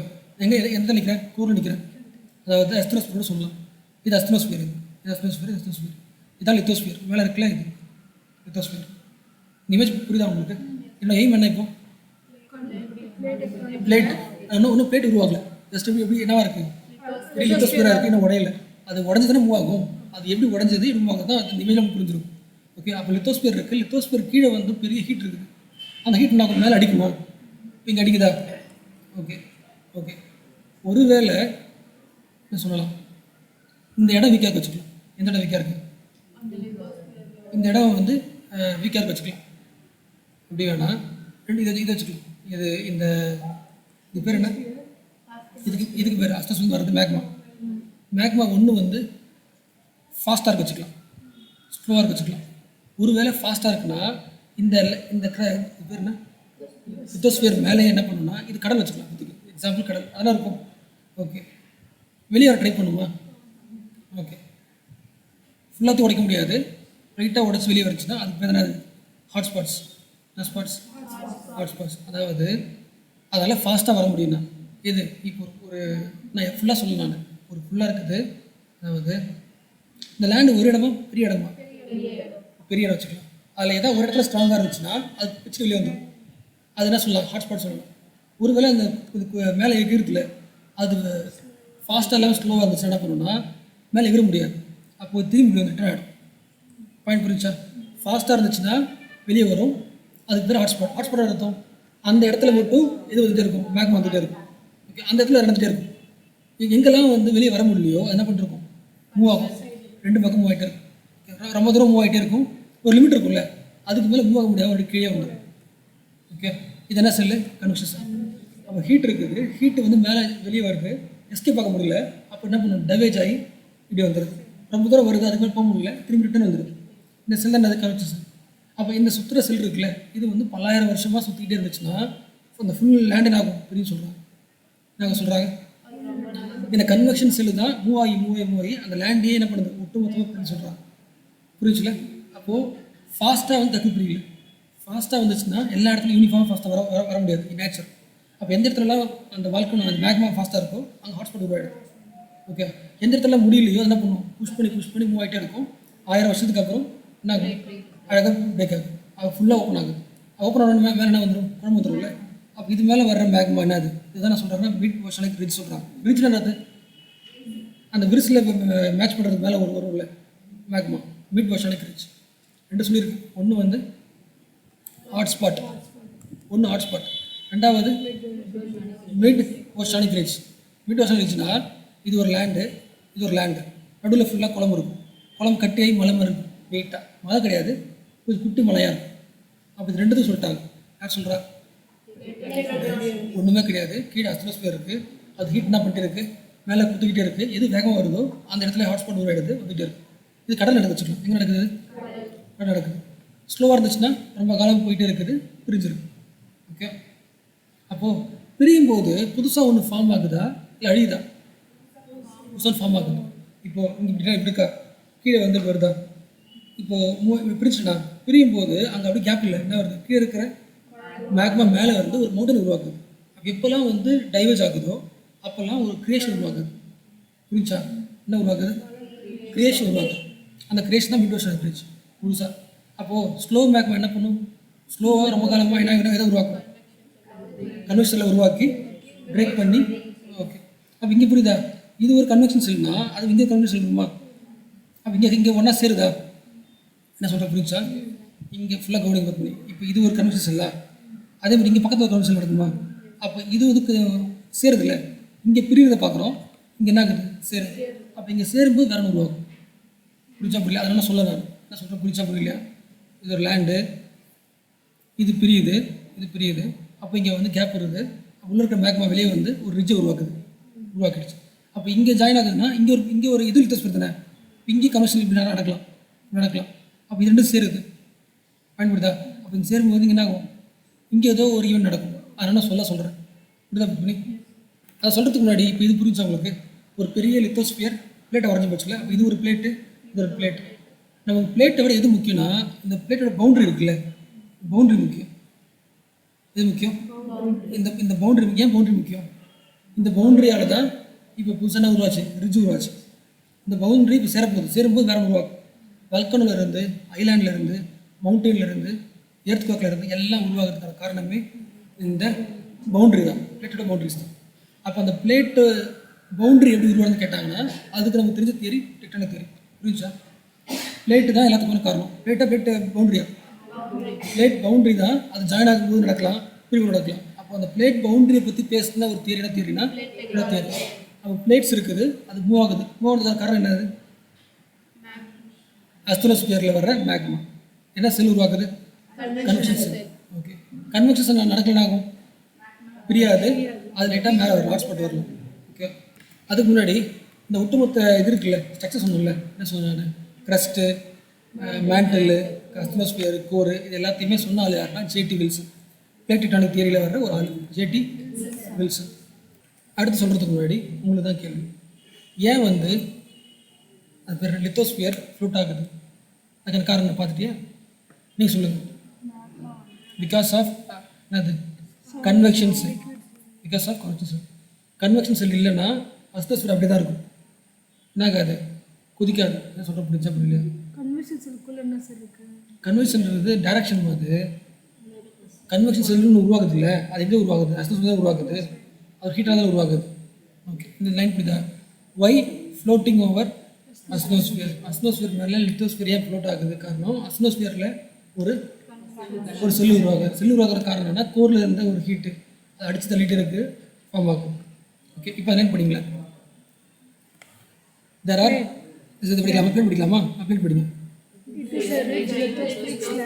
புரிஞ்சுல? பிளேட் ஒன்றும் கிடையாது, நீங்கள் படித்த லித்தோஸ்பியர் தான் சொல்கிறாங்க, அது ரிஜிடாக இருக்கும். எர்த் லித்தோஸ்பியர் நான் சொல்கிறேன். Earth lithosphere is divided into small and big parts known as plates.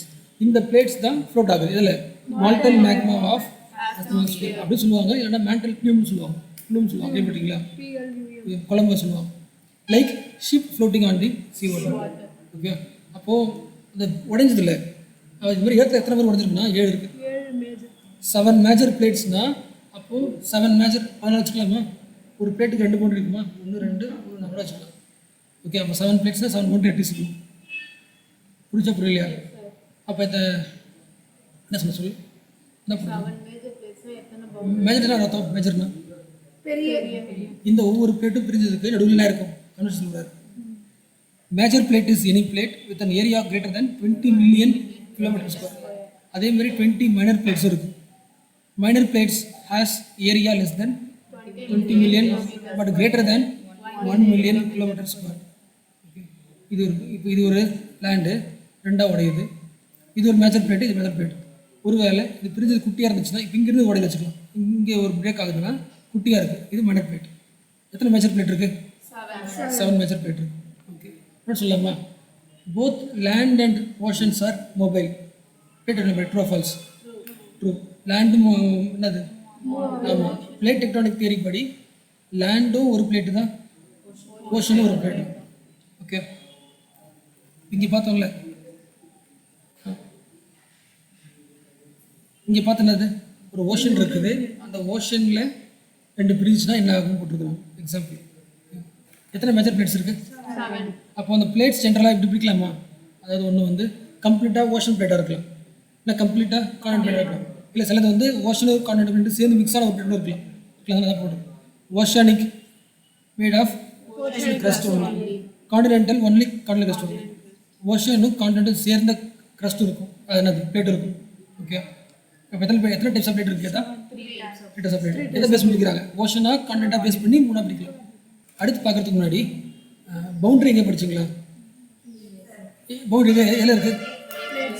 What is boundary line படிச்சிக்கலாம். த ஜோன் வேர் 2 பிளேன் மீட்ஸ்னு வச்சுக்கலாம், இல்லை 2 பிளேட்ஸ் வந்து கோ அப்பார்ட்னு அர்த்தம். என்ன டெஃபினிஷன் படிக்கிறோம்? பவுண்டரி என்ன அப்படி பார்த்தா 2 பிளேன் மீட் ஆகிற இடமும் பவுண்டரி தான். 2 plate go apart from each other, அதுவும் என்னது? பவுண்டரி தான். ப்ளஸ் ஸ்லைட் பாஸ்னால் இப்படி மூவ் ஆனாலுமே பவுண்டரி தான். இப்படி மூவ் ஆகி உடஞ்சி போதாலும் பவுண்டரி தான், இதுவும் பவுண்டரி தான், சேர்ந்தாலும் பவுண்டரி தான். ஓகே, ஏன் பவுண்டரி முக்கியம்? டெக்டானிக் பிளேட் பவுண்டரி ஏன் முக்கியம்னா அந்த பவுண்டரியில் தான் வால்கானிக் மவுண்டன் உருவாகுது, எர்த்குவேக் மவுண்டன் உருவாகுது, ஃபால்ட்டிங் உருவாகுது, எல்லாமே எதை உருவாகுது? மார்ஜின் ஆஃப் தி பவுண்டரியில் வருது. ஓகே, அப்போது இது ஒரு பிளேட்டு, இது ஒரு பிளேட்டு, கன்வெக்ஷன் நடக்குது. அப்போ இது என்ன பிளேட்? இது டைவர்ஜென்ட் பிளேட் வச்சுக்கலாமா? பிரியுது. அது இங்கே ஒன்று இருக்குது, இப்படி ஒன்று ஜாயின் ஆகுது, இது இப்படி இப்படி மூவ் ஆகுது, இப்படி ஜாயின் ஆகுதா? அப்போ இது ஒரு கன்வெர்ஷன் பிளேட் வச்சுக்கலாமா? ஒவ்வொரு பிளேட்டுக்கும் ஒரு குவாலிட்டி இருக்கும். இப்போ எக்ஸாம்பிள், இது லேண்டு, இது லேண்டு என்ன ஆகுது? பிரியுது. அதே மாதிரி ஓஷனும் பிரியலாம். இல்லை லேண்டு ஓஷன் பிரிஞ்சுக்கலாம். அது எல்லாத்துக்கும் கேரக்டர் படிக்க போகிறோம். எப்படி படிச்சிருப்பீங்க, உங்களுக்கு ஃபஸ்ட்டாக முடிச்சிடலாம். ஓகே, ஃபஸ்ட்டு என்ன பிளேட் பார்க்கலாம்னா டைவர்ஜென்ட் பிளேட் பார்க்கலாம். டைவர்ஜென்ட்னா கன்வென்ஷனலாக பிரியுது. ஓகே, டைவர்ஜ் ஆகுதுன்னா உடையுமா புதுசாக உருவாகணும். புதுசாக உருவாக சொன்னான். கன்ஸ்ட்ரக்ஷன் ஃபஸ்ட்டு சொல்லிட்டு நான் ஞாபகம் இருக்கா? அதான் ஓஷன் சொன்னான். ஓஷனில் ஒரு பெரிய பிளேட் இருக்குது, இங்கே வந்து டைவர்ஜ் ஆகுது, பிரிஞ்சு போயிடுச்சுன்னா இங்கே கேப்பாக இருக்குது. கேப் ஆகிற இடத்துல மால்டன் என்ன உருவாகும், மேக்மா வந்து உருவாகி ஒரு மவுண்டன் உருவாக்கலாம். இல்லைன்னா அந்த இடத்துல என்ன பண்ணலாம், கடல் வந்து கூட ஜாயின் பண்ணிக்கலாம். டெத்திசி பார்த்தோம்ல, ஏதோ ஒரு உருவாகும், அழியாது. ஓகே, அதான் அதனால் டைவர்ஜென்ட் பிளேட் இன்னொரு பேர் வந்து கன்ஸ்ட்ரக்டிவ் பிளேட் சொல்லலாம், இல்லை அக்ரேட்டிங் பிளேட் மாதிரி. அக்ரேட்டிங்னா ஜாயின் ஆகுறது, சரி ஜாயின் கிடையாது, புதுசாக உருவாக்குறது நினச்சிக்கலாம். Okay, here intact plate split apart and two parts move away from each other. என்ன பிளேட்டு? ஆமாம், நீங்கள் பார்க்குற பிளேட் மட்டும் டைவர்ஜென்ட்னா அது ரெண்டு ஆகும், பிரிஞ்சிடும். உங்களுக்கு பிரிஞ்சிடும் தெரிஞ்சிடும். இங்கிலீஷில் என்ன வார்த்தைக்காக சொல்கிறேன் நான். ஸ்பிளிட் அப்பார்ட் வார்த்தை வருவாங்க, டூ பார்ட்ஸ் மூவ் அவே சொல்லுவாங்க, அக்ரிட்டிங் பிளேட் சொல்லுவாங்க. அந்த வார்த்தை ஓகே புரிஞ்சா? ஃபர்ஸ்ட் நம்ம எக்ஸாம்பிள் எடுத்துக்கலாம்னா கான்டினென்டல் பிளேட் எடுத்துக்கலாம். அதாவது ஒரு கான்டினென்டல் பிளேட் இருக்குது, அந்த பிளேட் ரெண்டாக பிரிஞ்சிச்சுன்னா என்ன ஆகும் அப்படின்னா, முதல்ல ஒரு சின்ன கேப் உருவாகும். அந்த கேப்புக்கு பேர் தான் ரிஃப்ட் வேலி. ஃபஸ்ட்டு ஸ்டேஜ் லைட்டாக பிரிஞ்சிருக்கு. ஓகே, பிரிஞ்சினாலே உடனே வருதுன்னு அர்த்தமா, ஸ்லோ ரொம்ப டைம் ஆகுதுன்னு அர்த்தமா? கன்வெக்ஷன் செல் ஒரு லேண்ட் இருக்குது, பிரியுது, அந்த செல்லு பிரியுதுனாலே வேகமாக வருதா ஸ்லோ வருதா கேட்குறேன். ஸ்லோ. ஓகே, மேண்டல் குழு முக்கியம். மேண்டல் ஃபாஸ்ட்டாக இருந்துச்சுன்னா ஹாட்ஸ்பாட் மாதிரி வெளியே இருக்காது. ஸ்லோவாக இருந்துச்சுன்னா ரொம்ப காலம் விஷயமா மூவ் ஆகி. இப்போ நான் படிக்கிறது வந்து டைவர்ஜென்ட் பிளேட் படிக்கிறோம். அது எதை படிக்கிறோம்? கான்டினென்ட் பிளேட் வந்து ஸ்பிளிட் ஆச்சுன்னா அங்கே ஃபஸ்ட்டு என்ன உருவாகும், ஒரு கேப் உருவாகும். அந்த கேப்புக்கு பேர் ரிஃப்ட் வேலி சொல்லுவாங்க. அந்த ரிஃப்ட் வேலி கேப் இருக்குல்ல, இதை வச்சுக்கலாம். இன்னும் கொஞ்சம் ரொம்ப பெருசாச்சுன்னா அது அங்கே என்ன வரும், தண்ணி வந்து மிக்ஸ் ஆகலாம், கடல் உருவாகலாம். அந்த கடலுக்கு பேர் வந்து நேசன்ட் சீன்னு சொல்லுவாங்க. கடல்லாம் குட்டி. புரிஞ்சுல? ஃபஸ்ட் ஸ்டேஜில் அதாவது ஒரு கான்டினென்டல் பிளேட் வந்து பிரியும் போது முதல்ல என்ன உருவாகும் கேட்டாங்கன்னா ரிஃப்ட் வேலி உருவாகும். இன்னும் கொஞ்சம் பெருசாச்சுன்னா கேப் பெருசு. அப்போது இந்த கான்டினென்ட்டை சுற்றி கடல் இருந்துச்சுன்னா அது உள்ளே வர ட்ரை பண்ணும். எக்ஸாம் கவனிங்களேன், இது ஒரு கான்டினென்ட் வச்சுக்கலாம். ஓகே, இங்கே ஃபுல்லாக கடல் தான் இருக்கும். இந்த இருக்கும் லைட்டாக உடையுது, ரிஃப்ட் இருக்கும். இன்னும் கொஞ்சம் பெருசாக பிரிஞ்சு போச்சுன்னா இந்த இடத்துல கடல் வந்து உள்ளே வந்து அந்த ஃபஸ்ட்டு சி தான் நேசன்ட் சி, குட்டி சி. அதுக்கு எக்ஸாம்பிள் சொன்னால் ரெட் சி சொல்லலாம். ரெட் சி உருவானது காரணமும் கான்டினென்ட் பிரிஞ்சிருக்கும், அங்கே தண்ணி வந்திருக்கும், ரெட் சி. ஓகே, இதே அடுத்த இங்கே இதில் படிக்கலாம். ஃபோர்த் படி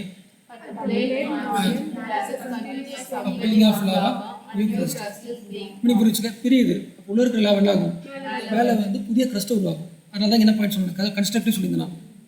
ஓகே, மூணாவது நடக்கும். ஓகே, அதாவது இப்படி பிரியுது, ரிஃப்ட் வேலி இருக்குது, இன்னும் பெருசாகுது, கடல் வருது.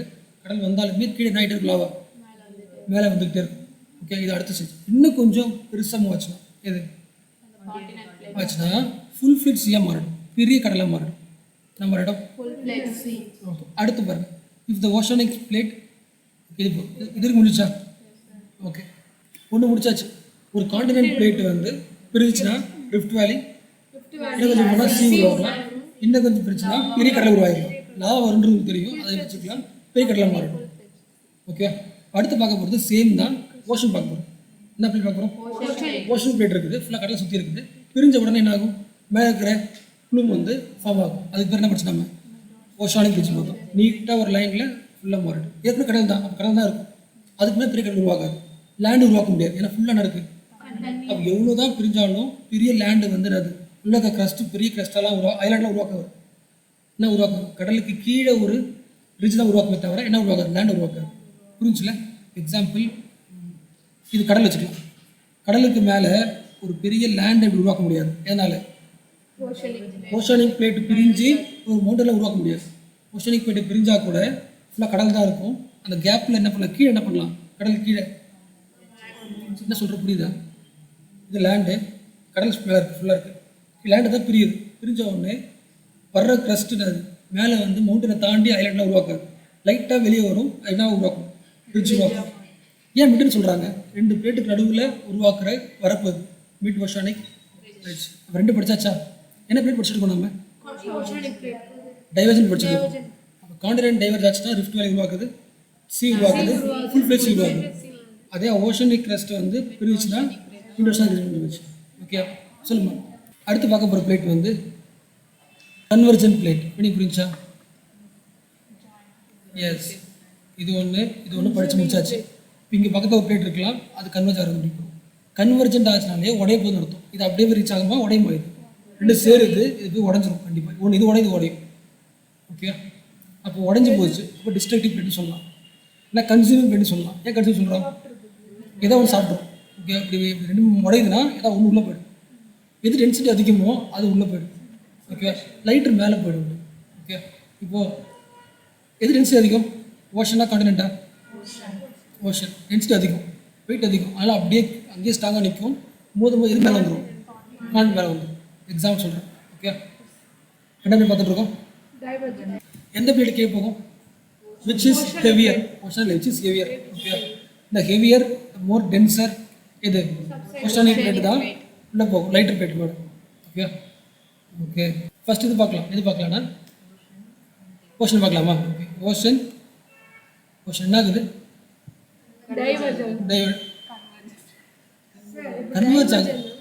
dissection, அப்புறம் என்னம்மா நீங்கள் கவனிக்க மாட்டேங்கிறீங்க? 10 தடவை சொன்னால் அப்புறம் திட்டுவீங்க. convergent. கன்வர்ஜென்ட்னு அர்த்தம் டிஸ்ட்ராக்ஷன். ஏன் டிஸ்ட்ராக்ஷன் சொல்கிறேன்? ஒன்று வந்து ஏதாவது ஒன்று உடஞ்சி உள்ளே போயிடும். உள்ளே போச்சுன்னா கீழே யார் இருக்கிறா? கீழே அஸ்தோஸ்பியர் இருக்குது. கீழே யார் இருக்கா? அஸ்தோஸ்பியர் இருக்குது. இன்னும் பிரேக் ஆகி மேக்மாவும் அதிகமாகும். என்ன சொல்கிற புரிஞ்சா இல்லையா? இது ஒரு லேண்டு, இது ஒரு லேண்டு. ஓகே, வழக்கமாக இருக்கிற மேக்மா இப்போ இது உள்ளே வந்து ஜாயின் ஆகுது, உள்ளே உடஞ்சி உள்ளே போகும். அப்போ இன்னும் குழம்பு நிறைய குழம்பு இருக்குது, வெளியே வரும். ஓகே, இப்போ இது ஓஷன் வச்சுக்கலாமே. இது ஓஷன், இது லேண்ட் வச்சுக்கலாம். இது ஓஷன் லேண்ட் ரெண்டும் என்ன ஆகுது? கன்வர்ஜ் ஆகுது. கன்வர்ஜ் ஆகுது டிஸ்ட்ரக்ஷனாக என்னது? எது டிஸ்ட்ராக்ட் ஆகும்? ஓஷன். அப்போ இது உள்ளே சப்டெக்ட் ஆகும். உள்ளே போகிறது பேர் என்னது? சப்டக்ஷன். உள்ளே சப்டெக்ட் ஆகி நல்லா கீழே போயிட்டு ப்ரெஷரில் உடஞ்சி போயிட்டு என்ன ஆகும்? மேகம் மாறினதுக்கப்புறம் என்ன ஆகும்? ரெண்டு சேருதா, உள்ளே சப்டெக்ட் ஆகுது, உள்ளே குழம்பு போயிட்டு வெளியே வரும். வெளியே வந்து மவுண்டனாக உருவாகும். என்ன மவுண்டனாக உருவாகும்னா வால்கானிக் மவுண்டனாக உருவாகும். புரிஞ்சுல? ரெண்டு இடிக்குது, ஒன்று ஃபோல்ட் ஆகுது. ஃபோல்ட் போது உள்ளே சப்ஜெக்ட் ஆகுது. அப்போ இந்த ரீஜன் ஃபுல்லாகவே இது பேக்மாவாக இருக்குது. அப்போது டைம் கிடைக்கும் போதெல்லாம் வெளியே வரும், வால்கானிக் மவுண்டனாக வெளியே வரும். இது ரெண்டு சேரும்போது இப்போ நம்ம என்ன பார்த்தோம்? நாம ஓஷன் லேண்ட். இப்போ அப்படியே ஓஷனை பார்த்துருங்க. ஓஷனை பார்த்துருங்க. இப்போ என்ன ஆகும்? ரெண்டுமே ஸ்ட்ராங் டென்சிட்டி. இதில் ஏதாவது ஒன்று பண்ணி உள்ளே போய் ஆகும். ஓகே, எது உள்ளே போகுதோ ஆஸ் யூஷுவல் என்ன போகும்? சப்டக்ஷன் ஆகி வெளியே வரும். வெளியே வந்து இது ஃபுல்லாக கடல் தானே. அப்போ கடலுக்கு மேலே ஒன்று வருதுன்னா அது ஐலாண்டாக வரும்னு சொல்கிறாங்க. எங்கெல்லாம் வெளியே வருதோ அதெல்லாம் ஐலாண்டாக இருக்காமல் வரும் சொல்கிறாங்க. புரிஞ்சா? முதல்ல இது புரிஞ்ச ஃபஸ்ட்டு சொல்கிறேன். இது ஒரு லேண்டு, என்னது இங்கே வர. இது வந்து ஒரு ஓஷானிக் கிரஸ்ட், இது வந்து கான்டினென்டல் கிரஸ்ட். ரெண்டும் கன்வர்ஜ் ஆகும்போது என்னது? திக்கர் டென்சிட்டி அதிகமாகுது, அப்படி நிற்கும். ஓகே, எது மூவ் ஆகிடும்? மேலே ஃபுல் ஆகிடும், கான்டினென்ட் மேலே வந்துடும். மேலே வரும்போது இன்னும் எக்ஸ்ட்ரா டென்சிட்டி அதிகமாக ஃபோர்ஸ் பண்ணுது, உள்ளே இறங்கிடும். உள்ளே இறங்கி மேக்மா இருக்குது, ஹீட்டு இன்னும் குழம்பாகி வெளியே வரும். பெரிய கேப் வந்து வால்கானிக் மவுண்டன் வந்துடும். இப்போ ஓஷன் லேண்டு, அது ஓஷன் ஆச்சுன்னா முழுக்கவே கடலாக இருக்குது. அப்போ அது ரெண்டும் ஒன்றா இருக்கும்போது எது வந்து ரெண்டுத்தில் எது லைட்டரோ அது மேலே போயிடும், டென்சர் உள்ளே போயிட்டு மறுபடியும் குழம்பா மாறிட்டு வெளியே வரும். ஆமாம், ஐலாண்ட் ஆர்க்கு சொல்லுவாங்க. ஏன் ஐலாண்ட் ஆர்க் சொல்கிறாங்க? நிறைய ஐலாண்ட் உருவாகும். எங்கெல்லாம் வந்து குழம்பு அதிகமாகச்சோ அங்கெல்லாம் ஐலாண்ட் ஆர்க் வருவாங்க. இப்போ அதான் போட்டு படிக்கலாம். ஃபஸ்ட் இங்கே படிங்க. டிஸ்ட்ரக்ஷன் பிளேட்னா ரெண்டு பிளேட் ஆகும், மூவ்ஸ் டுவர்ட்ஸ் ஈச் அதர், சேருது, உடையும். அடுத்து heavier more denser forced under the plate. அடுத்து the oceanic plate is always heavier than the current density. First பார்த்துட்டோம். அடுத்து ஒரு ஆள் படிங்க, நீங்கள் படிங்க. as it sinks அர்த்தம் below the continental plate the oceanic plate melts due to friction in the subduction zone. friction அர்த்தம் இது ஒரு ஜோன் மேலே ஏறுது, அந்த ஃப்ரிக்ஷனில் உள்ளே போய் மெல்ட் தான் ஆகும். ஓகே, அடுத்து there is organic matter in the sinking plate. என்ன அர்த்தம்? இந்த பிளேட்டுக்கு இருக்கிற கண்டென்ட் இருக்குல்ல, அந்த ஆர்குமெண்ட் சொல்கிறாங்க. which gasifies due to high temperature and ruptures the crust of the continental plate. Okay, அப்போ மறுபடியும் உடையுது. அதில் என்ன வருது? மால்டன் லேவா சர்ஃபேஸ்க்கு வெளியே வருது. இது என்ன ஒரு லாவா மவுண்டன் சொல்லுவாங்க, எட்ஜ் ஆஃப் தி காண்டினென்ட். ஒவ்வொரு காண்டினென்ட்லேயும் இப்போ புரிச்சுல, அதாவது இது ஒரு காண்டினென்ட். ஓகே, இது கடலுக்கு வச்சுக்கலாம். இதுனாது ஒருவேளை இது ஒரு பிளேட்டு, இது ஒரு பிளேட்டாக இருக்குன்னு வச்சுக்கலாம். இது ரெண்டும் ஒன்றா சேருதுன்னு வச்சுக்கோங்க. கண்டிப்பாக இங்கே மவுண்டன்ஸ் இருக்கும், அந்த மவுண்டன்ஸ் கண்டிப்பாக வால்கானிக் மவுண்டனாக இருக்குன்னு சொல்கிறாங்க. ஓகே, ஏன்னா இது ஸ்ட்ராங்கரு, உள்ளே இறங்கி இருக்கும், உள்ளே இறங்கி சப்டெக்ட் ஆகி உடஞ்சி போயிட்டு எங்கெல்லாம் கேப் கிடைக்கோ வெளியே வந்து சொல்கிறாங்க. ஓகே, த்ரூ தி ஸ்பேஸ், எந்த ஸ்பேஸில் ரப்ச்சர் உடஞ்ச ஸ்பேஸில் மால்டன் லாவா கம்ஸ் அந்த surface lava mountains forms edge of the content. Okay, since part of the heavier plate, ஏற்கனவே இருந்த ஹெவியர் பிளேட் வந்து ஃபஸ்ட் மாதிரி இல்லை, உடஞ்சிருச்சு, gets destroyed at the margin, thus it is known as the destructive plate margin. Okay, ஒருவேளை ocean கண்டென்ட்டாக இல்லாமல்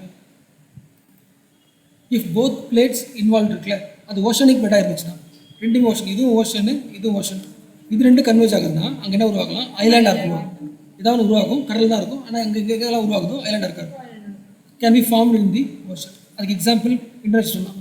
அப்போ Indonesia உருவாகி, இப்போ இந்தோனேஷியா நிறைய கான்டென்ட் நிறைய ஐலாண்ட் இருக்குன்னா அதுக்கு காரணம் இங்கே ஒரு பிளேட் இருக்கலாம், இங்கே ஒரு பிளேட் இருக்கலாம், ரெண்டுமே ஓஷனிக் பிளேட்டாக இருக்கலாம், கன்வெர்ஜ் உருவாக்கலாம் அர்த்தம். ஓகேவா? எக்ஸாம்பிள் கேட்பாங்கன்னா இந்தோனேஷியாவில் 1000 ஐலாண்ட் இருக்குது, பிலிப்பைன்ஸில் ஐலாண்ட் இருக்குது, ஆர்கிபெலகோ நிறைய ஐலாண்டை உருவாகணும்னா அங்கே பிளேட்ஸ் என்ன ஆகும்னு கேட்பாங்க. பிளேட்ஸ் என்ன ஆகணும், அந்த ரெண்டு பிளேட்டுமே ஓஷனிக் பிளேட்டாக இருக்கும். ஓகே, ஃபஸ்ட்டு உருவாச்சுல இது பிளேட்டு ஓஷன் டைவர்ஜ் ஆகுதுல்ல, டைவர்ஜ் ஆகும்போது ஸ்பேஸ் நிறைய, அது பெரிய லைனை உருவாக்குது. ஓகே, இங்கே ஸ்பேஸ் கிடையாது, இங்கே சேர்ந்து உள்ளே உடஞ்சி போகுதுல்ல, உடஞ்சி போகுது, எந்த டென்சிட்டி அதிகமான லிக்விட் இருக்கோ அது மட்டும் தான் வெளியே வருது. என்ன சொல்ல போச்சு, அதனால தான் ஐலாண்டுனாங்களே, ஐலாண்டு வந்து பெரிய மவுண்டனாக பார்க்க முடியாது, இதில் குட்டி குட்டி ஐலாண்டாக பார்க்க முடியும். அப்போ எந்த இடத்துல வந்து இந்த க்ரஸ்ட் நல்லா அதிகமாக வந்து டிஸ்ட்ராய் இருக்கோ அது மட்டும் என்ன இருக்கும், மேலே வந்து லேண்டாக உருவாகும். புரிஞ்சா? ஃபஸ்ட்டு வந்து இது ஒரு லேண்டு கொஸ்டின் பார்த்தோமா, இது கம்ப்ளீட்டாக என்னது பிரியுது, கம்ப்ளீட்டாக பிரியும் போது எது உருவாக்கும், ரிஜஸ் தான் உருவாக்கும். ஓகே, இது ரிஜஸே உருவாக்கல, மூடிக்குது. என்ன பண்ணுது, மூடிக்குது. மூடும்போது ஏதாவது ஒரு இடத்துல தான் வெடிச்சு வெளியே வரும். புரிஞ்சுல? அப்போ சின்ன இடத்த நீங்கள் வெளியே வரணும்னா ஸ்லோ வரும், வெளியே அதிகமாக வரும், ஸ்பீடாக வெளியே வரும். அப்போ நிறைய அந்த இடத்த வந்து நிறைய என்ன கன்சியூம் பண்ணி மேலே வந்து உருவாகும். இது உருவாகும். அது எக்ஸாம் கொடுத்துருக்காங்க பாருங்க. The Sunda plate is subducting under the Philippines plate. அப்போது ரெண்டு பிளேட் இருக்குது, சப்ஸ்ட் ஆகுது, அப்படின்னா உருவாகும். The Sunda plate is subducting under the Philippines plate, the Negros Trench and Cotabato Trench. அது ஒன்று. அடுத்து the Oceanic Indo-Australian plate is subducted beneath the continental. இதில் எக்ஸாம்பிளில் வந்த கொஷின்ஸ், எந்த பிளேட் விட மெர்ஜ் ஆகுது கேட்டுருக்காங்க. எந்த பிளேட் சப்டெக்ட் ஆகும், ஹெவியர் பிளேட். ஓகே, சப்டக்ஷனால் உருவாகிறது தான் வால்கானிக் மவுண்டன் ஐலாண்ட். ஓகே, டைவர்ஜால் உருவாகிறது ரிட்ஜஸ். அதை தவிர்த்துட்டு அதான் இல்லை, டைவர்ஜால் உருவாகிறது ஒன்று சொல்லியாச்சு, ரிட்ஜஸ் சொல்லிட்டேன். இன்னொன்று ரிஃப்ட் வேலி ஸ்டார்டிங்கில் இன்னும் ரொம்ப தூரம் போச்சுன்னா சி உருவாகும். ஓகே, இந்த லைன் இப்படி தான் பாருங்க. If one of the plate is oceanic and another one is continental, ரெண்டும் என்ன ஆகுது, டிஸ்ட்ரக்ஷன் ஆகுது. அப்போ இந்த mountain chain can be form on the margin of the continent. Okay, Andes mountain எல்லாமே அது எப்படி இருக்கும், வால்கனவாக இருக்கும். புரிஞ்சா?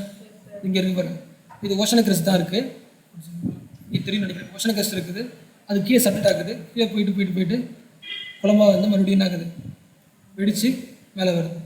Mountain chain, the plates push together. புஷான அர்த்தம் கன்வர்ஜன் டிஸ்ட்ரக்ஷன். இன்னும் ஒன்று படிக்கலாம் கரெக்டாக. ஓஷன் கன்வர்ஜ் ஆச்சுன்னா அந்த ஐலாண்ட் வரும் பார்த்தோமா. ஓஷன் கான்டினென்ட் டைவர்ஜ் ஆச்சுன்னா கன்வர்ஜ் ஆச்சுன்னா வால்கனிக். என்ன படிக்கல, கான்டினென்ட் படிக்கல. கான்டினென்ட் சேர்ந்துச்சுன்னா ஃபோல்டு மவுண்டன் சொல்லிட்டேன். என்ன மவுண்டன், ஃபோல்டு மவுண்டன். இது ஒரு லேண்டு ரெண்டும் போகுது, ஆட்டோமேட்டிக்காக என்ன ஒரு வேணும், fold mountains. If collision is between the continental plates, then neither of the plates subdued. அதாவது என்னாகாது, உள்ளே போயிட்டு சப்டக்ஷன் சொன்னால் சப்டக்ஷன் சொன்ன இருக்காது. என்ன சொன்ன இருக்காது, அப்போ சப்டக்ஷன் எங்கே எப்போ உருவாகும், ocean continent. The margin of the both of the continent surge, ரெண்டுமே இடிச்சுக்கிட்டு மேலே வந்துடும், ரெண்டுமே லைட்டர் இடிச்சுட்டு மேலே வந்துடும். Fold mountain is formed, மடிப்பாக ஃபோல்டு மவுண்டன் ஆகிடும். Example, Himalayas formed because of the collision of Indian plate, Eurasian plate. ஓகேவா? இல்லை என்ன தெரியும் அப்புறம் சொல்லிட்டாங்கன்னா கான்டினென்ட்ஸ் தான் மூவ் ஆகுது, ஓஷனும் மூவ் ஆகுது. ஓஷன் மூவ் என்னது, ஒவ்வொன்றும் ஒவ்வொரு பிளேட்ஸ். எத்தனை பிளேட்ஸ் இருக்குது, 7 மேஜர் பிளேட்ஸ். ஸோ 3 பார்த்தோம்ல. ஒன்று வந்து constructive plate, destructive plate. Constructive plate constitute என்ன உருவாக்கும்? மிட் ஓஷானிக் ரிட்ஜ் உருவாக்கும், சீஸை உருவாக்கும், டிஸ்ட்ரிக்ட் பிளேட்டை உருவாக்கும், வால்கானிக் மவுண்டன், ஃபோல்டட் மவுண்டைன்ஸ் எல்லாத்தையும் உருவாக்க பார்த்தோம், ஐலாண்ட் உருவாக்க பார்த்தோம். மூணாவது பிளேட் வந்து கன்சர்வேட்டிவ் பிளேட் மார்ஜின். கன்சர்வேட்டிவ்னா என்ன காது? பிரியவும் பிரியாது, சைடில் மட்டும் போய்ட்டு இருக்கும். ஓகே, டிரான்ஸ்ஃபார்ம் ஃபால்ட்ஸ் இன்னொரு பேர். மூணாவது வகையான பிளேட் மூவ்மெண்ட். பிளேட் மூவ் இப்படி மூவ் ஆகலாம், இப்படி மூவ் ஆகலாம், இல்லைன்னா தெரியாமல் இப்படி மூவ் ஆகலாம், ஆப்போசிட்டில் இருந்துச்சுன்னா அந்த பிளேட் பேர் வந்து கன்சர்வேட்டிவ் பிளேட் மார்ஜின். இன்னொரு பேர் ஷியர் பிளேட் மார்ஜின். இன்னொரு பேர் வந்து இங்கே போட்டு ஒரு பிளேட் வந்து இது. ஓகே, இன்னொரு பிளேட்டு இது. ரெண்டும் பிரியலை, ஒன்றாவும் சேரல, சைடில் போகுது. ஒன்று இப்படி போகுது, ஒன்று இப்படி போகுது. அப்படி போகும்போது ரெண்டு நாங்கள் ஃபிக்ஷன் ஆகுது. அப்போ அந்த டிரான்ஸ்ஃபார்ம் ஆகிற நேரத்தில் ஃபால்ட் உருவாகலாம். அந்த ஃபால்ட்டால் ஏற்காக உருவாகும். என்ன உருவாகலாம்? Okay, the two plates slide past each other. Slide past எந்த இடத்துல ஸ்லைட் ஆகும்போது அதிகம் வீக் ஆகுதோ அங்கே என்ன உருவாகும்? ஃபோக்கஸ் உருவாக ஏற்காக போயிடும். என்ன உருவாகும்? So the lithosphere is neither created nor கிரியேட்னா புரிஞ்சா நான் பிரிஞ்சு புதுசாக லித்தோஸ்பியர் உருவாகல. டைவர்ஜ் தானே கிரியேட் சொன்னேன். டைவர்ஜ் ஆனால் தான் கிரியேஷன் ஆகும். அப்போ என்ன கிரியேட்டும் ஆகலை, சப்ஜெக்டும் ஆகலை. So the conservative plate margin do not result in organic activity. அப்போ என்ன தான் உருவாகுனா அது ஏற்காக உருவாக தான் வாய்ப்பு இருக்குது. எடுத்துக்காக. ஓகே, ஸோ பார்த்தோம்ல இது என்னது? பிளேட் டெக்டானிக் தியரி சொன்னால் எல்லா விஷயமும் ஒரே கான்செப்ட் வச்சுக்கிட்டு எல்லாத்தையும் முடிச்சிருச்சு. வால்கனோ முடிச்சிருச்சு, ஃபோல்டு மீட்டர் முடிச்சிருச்சு, எல்லாத்தையும் முடிச்சிருச்சு. ஓகே, இப்போது ஒரு ஆள் இருக்கார். அவர் பேர் வந்து ஹாரி ஹெஸ்னோர். 1960 இப்போ நடந்துருக்க ரிசர்ச். அவர் என்ன சொல்கிறாருன்னா, நம்ம சீயோட ஃப்ளோர்லாம் பார்த்தா ஒரே மாதிரி இல்லை, அதெல்லாம் விரிவு அடைஞ்சிட்டே இருக்குது அப்படின்னு ஒரு சொல்கிறார். சி ஃப்ளோர் ஸ்ப்ரெட்டின்னு ஒன்று சொல்கிறார். அப்போ அதுக்கு ஒரு காரணத்தை அவர் பண்ணுறாரு. அதை சொல்கிறேன். அந்த காரணமும் பிளேட் டெக்டானிக் சொன்ன காரணம் ஒரே மாதிரி இருக்குது. அப்போ இந்த தியரி வச்சுக்கிட்டு நம்ம என்ன பண்ணுறோம்னா அது கரெக்டாக சொல்லணும். புரிஞ்சா இல்லையா? சி ஃப்ளோர் ஸ்ப்ரெட்டிங்னு ஒரு காரணத்தை படிக்கிறாரு. இந்த காரணம் அப்படியே வந்து பிளேட் டெக்டானிக் சொன்ன விஷயத்துக்கும் மேட்ச் ஆகுது. அப்போ இன்னும் ஸ்ட்ராங் ஆகிடுது இது. ஓகே, அவர் என்ன சொல்கிறாருன்னா, ஒரு போர்ஷன் தானே இது, அதான் சி தான் படிக்கிறாரு. போர்ஷன் இருக்குது, கீழே வந்து கன்வெக்ஷன் கரண்ட் இருக்குது. அது என்ன ஆகுது? ஒரு சிலை உருவாக்குது. என்ன உருவாக்குது? ரொம்ப காலத்துக்கு அப்புறம் உடஞ்சிருது. உடஞ்சி விரிஞ்சடைஞ்ச உடனே இந்த கேப் இருக்குல்ல, அதில் மேக்மா வெளியே வருது. வெளியே வந்து எதை உருவாக்குது? மீட் வருஷம் கழிச்சு உருவாக்குது. ஓகே, அடுத்து நாங்கள் வருஷம் போக போக போக போக இன்னும் விரிவடைஞ்சிருந்தேன். அப்போது இது கொஞ்சம் மூவ் ஆகிட்டே இருக்குது, புதுசாக வந்துகிட்டே இருக்குது. அப்போ இது கொஞ்சம் மூவ் ஆகிடுது, இது வரைக்கும் வந்துடுது, இங்கே புதுசாக வந்துகிட்டே இருக்குது. அப்போது ஓஷனில் இருக்கிற ஃப்ளோர் இருக்குல்ல, பெருசாகிட்டேன்னு சொல்கிறேன். புரிச்சுல? இப்படி இருந்தது கொஞ்சம் பெருசாகிட்டே இருக்குது. இங்கே வந்துகிட்டே இருக்குது, உள்ள கிரஸ்ட் வந்துகிட்டே இருக்குது. அப்போ நேற்று இவ்வளோ கிலோமீட்டர் இருந்த ஓஷன் கிரஸ்ட்டு இவ்வளோ தூரம் இருக்குது. வந்து புதுசு இங்கே தங்கிடுச்சு, பழைய நைட்டை செட்டில் ஆனது இப்படி போயிட்டே இருக்குது. அப்போ இங்கே இந்த மெட்டீரியல் இருக்குல்ல, இதோட ஏஜ் புதுசாக இருக்குது, பின்னாடி போக போக ஏஜ் விட்டு இருக்குது, பழசாக இருக்குது. அப்போது வந்து ஓஷன் ஃப்ளோர் வந்து பெருசாகிட்டே இருக்குது, புதுசு வந்துக்கிட்டே இருக்குது, பழைசு பின்னாடி போயிட்டே இருக்குது அப்படின்னு ஒரு தேர் சொல்கிறார். அப்போ எதுக்கு மேட்ச் ஆகுது? அதாவது ஓஷனிக் பிளேட்ஸ் இருக்குது, அந்த பிளேட்ஸ் மூவ் ஆகுது அப்படின்றதுக்கு எக்ஸாம்பிள் ஆயிடுச்சு. ஓகே, இங்கே பாருங்க. The plate tectonic theory takes the help of sea floor spreading theory to prove its hypothesis that plate moves and not continents as told by Weiner. Okay, அதாவது plate move நீங்கள் பயன்பட்டுருக்கு, continent தான் move சொன்னார்ல, அப்படி இல்லாமல் plate move ஆகுதுன்றதை ஏதாவது சொல்லி பண்ணிக்கலாம். ஆமாம், இங்கே பாருங்க. அக்கார்டிங் டு திஸ் தியரி, இந்த theory, the intense heat generated by the radioactive substance in the mantle எங்கே இருக்குது? அஸ்ட்ரோஸ்பியரில் இருக்குது. seeks a path to escape and gives rise to the conventional current in the mantle. Okay, wherever rising limbs of this current meets oceanic ridges formed on the sea floor. புரிஞ்சா புரியலையா? wherever the failing limbs meets trenches are formed. என்ன அர்த்தம்? அதாவது வெளியே வந்துச்சுன்னா என்ன அர்த்தம்? Ridge வெளியே வர முடியலன்னா அது உள்ளே சொல்லிட்டு போச்சுன்னா ஆகும், ட்ரென்ச் உருவாக சொல்கிறாங்க. ஓகே, அது நமக்கு இது அடுத்த பாருங்க. Sea floor spreading occurs at the mid oceanic place. அதாவது ஸ்ப்ரெட் ஆகிறதுல சி அது என்ன நடக்கும்னா, நம்ம where new oceanic crust are formed through the volcanic activity and then gradually moves away from the ridge. கரெக்டாக ரெண்டு இல்லையா? பிரியுது, அவே ஆக புது கிறிஸ்டலைட் போயிட்டு. Its findings are below. First, it propounds that mid-oceanic ridges were situated on the rising thermal convention currents பண்ணி கொடுத்தா, அதாவது மிட் ஓஷனுக்கு எங்கே இருக்குன்னா எங்கே கன்வென்ஷன் கரண்ட் இருக்குதோ அதுக்கு மேலே தான் நீங்கள் என்ன பார்க்கலாம். நீங்கள் ஃபர்ஸ்ட் பாயிண்ட் புரிச்சா புரியலையா? இட் ப்ரொபோன்ஸ் தான் இது சொல்லுற அர்த்தம்.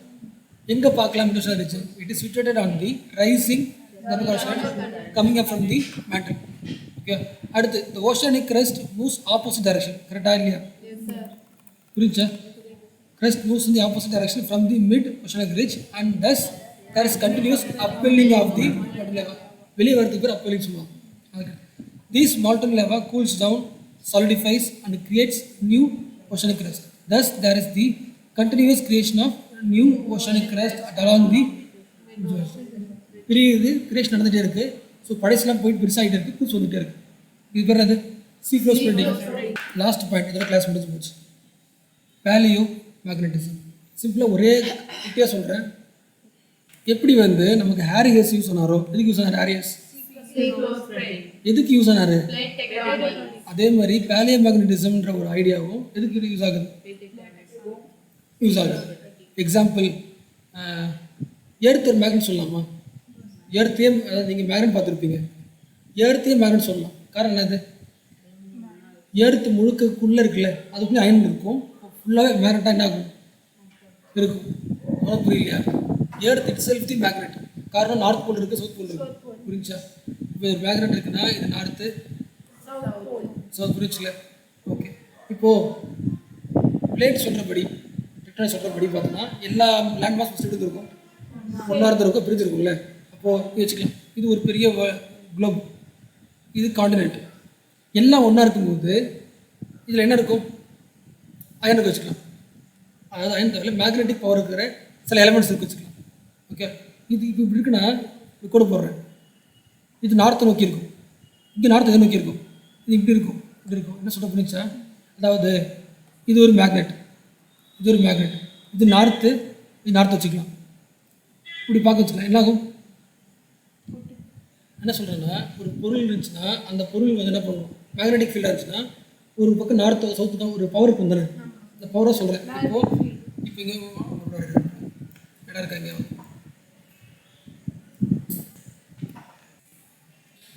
குளோபு நான் சாம்பிள் கிடையாது, எல்லா லேண்டும் ஒரே மாதிரி இருக்குது, ஃபுல்லாக என்ன இருக்குது? பொருள் இருக்குது, எல்லா எலமெண்ட்ஸ் இருக்குது. ஓகே, அப்போ ஒவ்வொன்றுக்கும் டேரக்ஷன் காட்டும். இது நார்த்து இப்படி காட்டும், இது இங்கேருந்து நார்த்து இப்படி காட்டும். ஓகே, இப்படி கூடப்பட்டோம்னா ஒன்று டேரக்ஷனை காட்டும், ஒன்று ஒரே இடத்துல தான். ஆனால் யூனிஃபார்ம் காட்டுறது உங்களுக்கு யூனிஃபார்மாக. அதாவது நீங்கள் இது பண்ணியிருக்கீங்களா? அது பேர் என்ன? மேக்னடைட் பார்த்துருக்கீங்களா? ஓர்ஸ். என்ன ஓர்ஸ்? அந்த மண்ணிலிருந்து நம்ம வந்து எடுத்தோன்னு நிறைய பிளாக்காக வரும்ல, அது வச்ச உடனே எப்படி இருக்கும்? சுற்றி தான் நிற்கும். பார்த்துருக்கீங்களா? மேக்னெட்டே விட்டுருங்க, அது அந்த கீழே வச்சுக்கலாம். இப்போ மண் வந்துருச்சு, கீழே வச்ச உடனே அது சுற்றி ரவுண்டாக இருக்கும். அது ரவுண்டாக இருக்கும்போது எப்படி இருக்குன்னா இப்படி இப்படி இப்படி இப்படி இப்படி இப்படி பிடிச்சிக்கிட்டு இருக்கும், இதை பிடிச்சிக்கிட்டு இருக்கும் ரவுண்டாக. காமனாக இருக்கும், இப்படி இருக்குது. ஓகே, ஒரே இந்த இப்போ இப்படி இருக்கா, இது என்ன பண்ணலாம்? லேண்ட் உடச்சி வச்சுக்கலாம். இப்படி ஒரு பிளேட் உடையுது, ஒரு பிளேட் உடையுது, உடைய வச்சுக்கலாம். இது வேறு இடத்துக்கு மூவ் ஆகுது, இந்த டைரக்ஷன் வந்து இப்படி நிற்கலாம். இது கீழே போதா, இங்கே தனியாக இப்படி நிற்கலாம். இந்த இடம் வந்து தனியாக வேறு இடத்துல இப்படி நிற்கலாம். சொல்ல பிடிச்சா ஹோலிஸ்டிக்காக பார்த்து பார்க்கும்போது யூனிஃபார்மாக ரவுண்டாக நார்த் சவுத் பேட்டர்னாக அழகாக யூனிஃபார்ம் வந்துருக்கலாம். ஓகே, உடஞ்சதுக்கு அப்புறம் என்ன இருக்கலாம்னா, ஒன்று வந்து இப்படி மூவ் ஆகிருக்கலாம், அங்கே டேரக்ஷன் இப்படி காட்டலாம். ஒன்று அதே பார்ட்டை இப்படி போயிட்டு டேரக்ஷன் இப்படி காட்டலாம். அப்போது என்ன சொல்கிறாங்கன்னா, இந்த டைமில் இப்போ இந்த காலத்தில் நம்ம எடுத்து பார்த்தோன்னா ஒவ்வொரு கான்டினென்ட்லையும் இருக்கிற ராக்ஸ் எல்லாம் எடுத்து பார்த்தோன்னா டேரக்ஷன் காட்டுறதுக்கு இது இப்படி காட்டுதுன்னா இன்னொரு இடத்துல ராக் என்னது வேறு காட்டுது. அப்போ மேக்னெட்டிக் ஃபீல்ட் எல்லாம் பிரிஞ்சு கிடக்குது. அது பிரிஞ்சிருக்குன்னா என்ன அர்த்தம்? ஏற்கனவே ஒன்றா இருந்ததுக்கும் பிரிஞ்சு போகுதுன்னு சொல்கிறாங்க. அதான் paleo magnetism.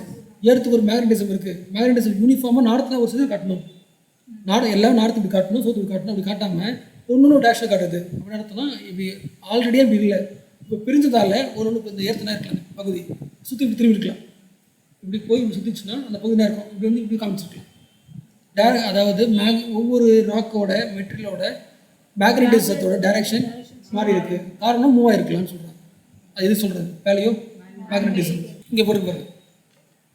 Paleo magnetism also the strong evidence of the plate tectonics.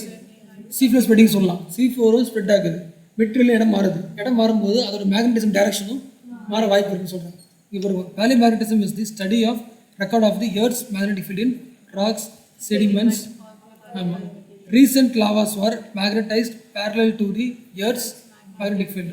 இப்படி இருக்க பொருள் எல்லாம் இப்படி இப்படி இப்படி எக்ஸாம்பிள் சொல்கிறேன், C++ வச்சுக்கலாம், C++ படிக்கிறதுல எல்லாம் இப்படி இப்படி இருக்கும்போது எல்லாம் இப்படி இப்படி காட்ட சொல்கிறாங்க. மேக்னெட் நார்த்து சவுத் இப்படி இப்படி இருக்கு.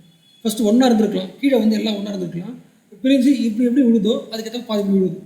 இந்த மெட்டீரியல் விழ விட அப்படி பேரலாக இருக்குது, இது இருக்குது மேக்னட்டிசம் இப்படி வாங்க சொல்கிறாங்க. ஓகே, இது யார் சொல்கிறா? Paleo magnetism. ஸோ டோட்டலாக என்ன படிச்சோன்றதை பார்த்துக்கலாம். இங்கே பார்க்கலாம், ஃபஸ்ட்டு முடிக்கலாம். Plate tectonic and continental displacement. Paleo magnetic evidence இருக்குது. அதாவது அது என்ன சொல்லுதுன்னா கான்டினென்ட்ஸ் ஓஷனும் ஸ்டேஷனரி எல்லாம் சொல்லிடுச்சு.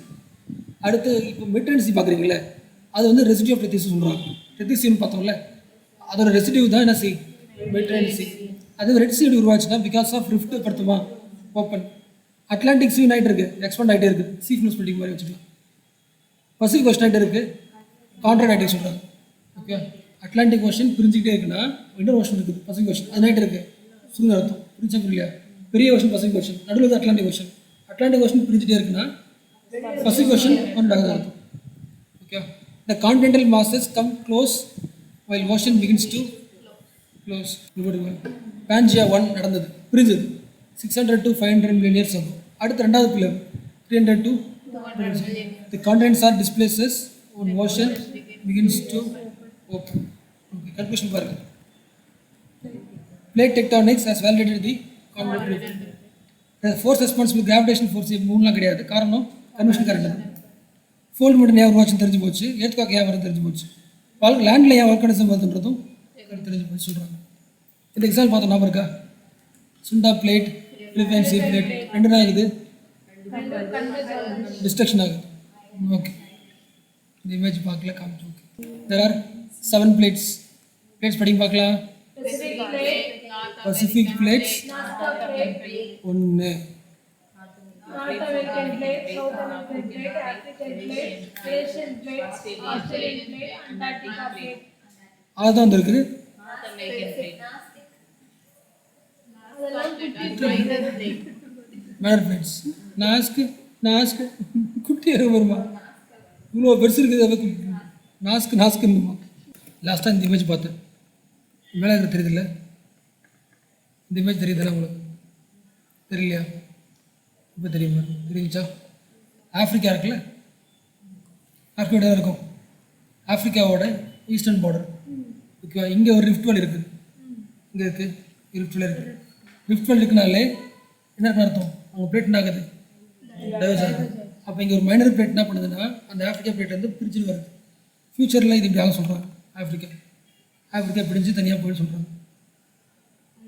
ஆமாம், சி பார்த்தோம்ல, ஃபஸ்ட்டு ரிஃப்ட் வேலி இருக்கும், அப்போ அடுத்த இருக்கும் சி உருவாகும், நேஷன் சி ஒரு பெரிய சிஎம் வரும். ஃப்யூச்சரில் நேஷன் சிஎம் சொல்கிறாங்க. இது அப்படியே மூவ் ஆகி இந்தியா கூட வரலாம்னு சொல்கிறாங்க. ஓகே, புரியலம்மா? ஐலாண்டாக மாறிச்சது, கண்ட்ரியாக மாறிச்சது. ஓகே, பிளேட் டெக்டானிக் சம்மந்தப்படி பார்த்தோன்னா இப்படி ஆஃப்ரிக்கா போய் சரியாயிடும், பிரிஞ்சு போயிட சொல்கிறாங்க. ஓகே.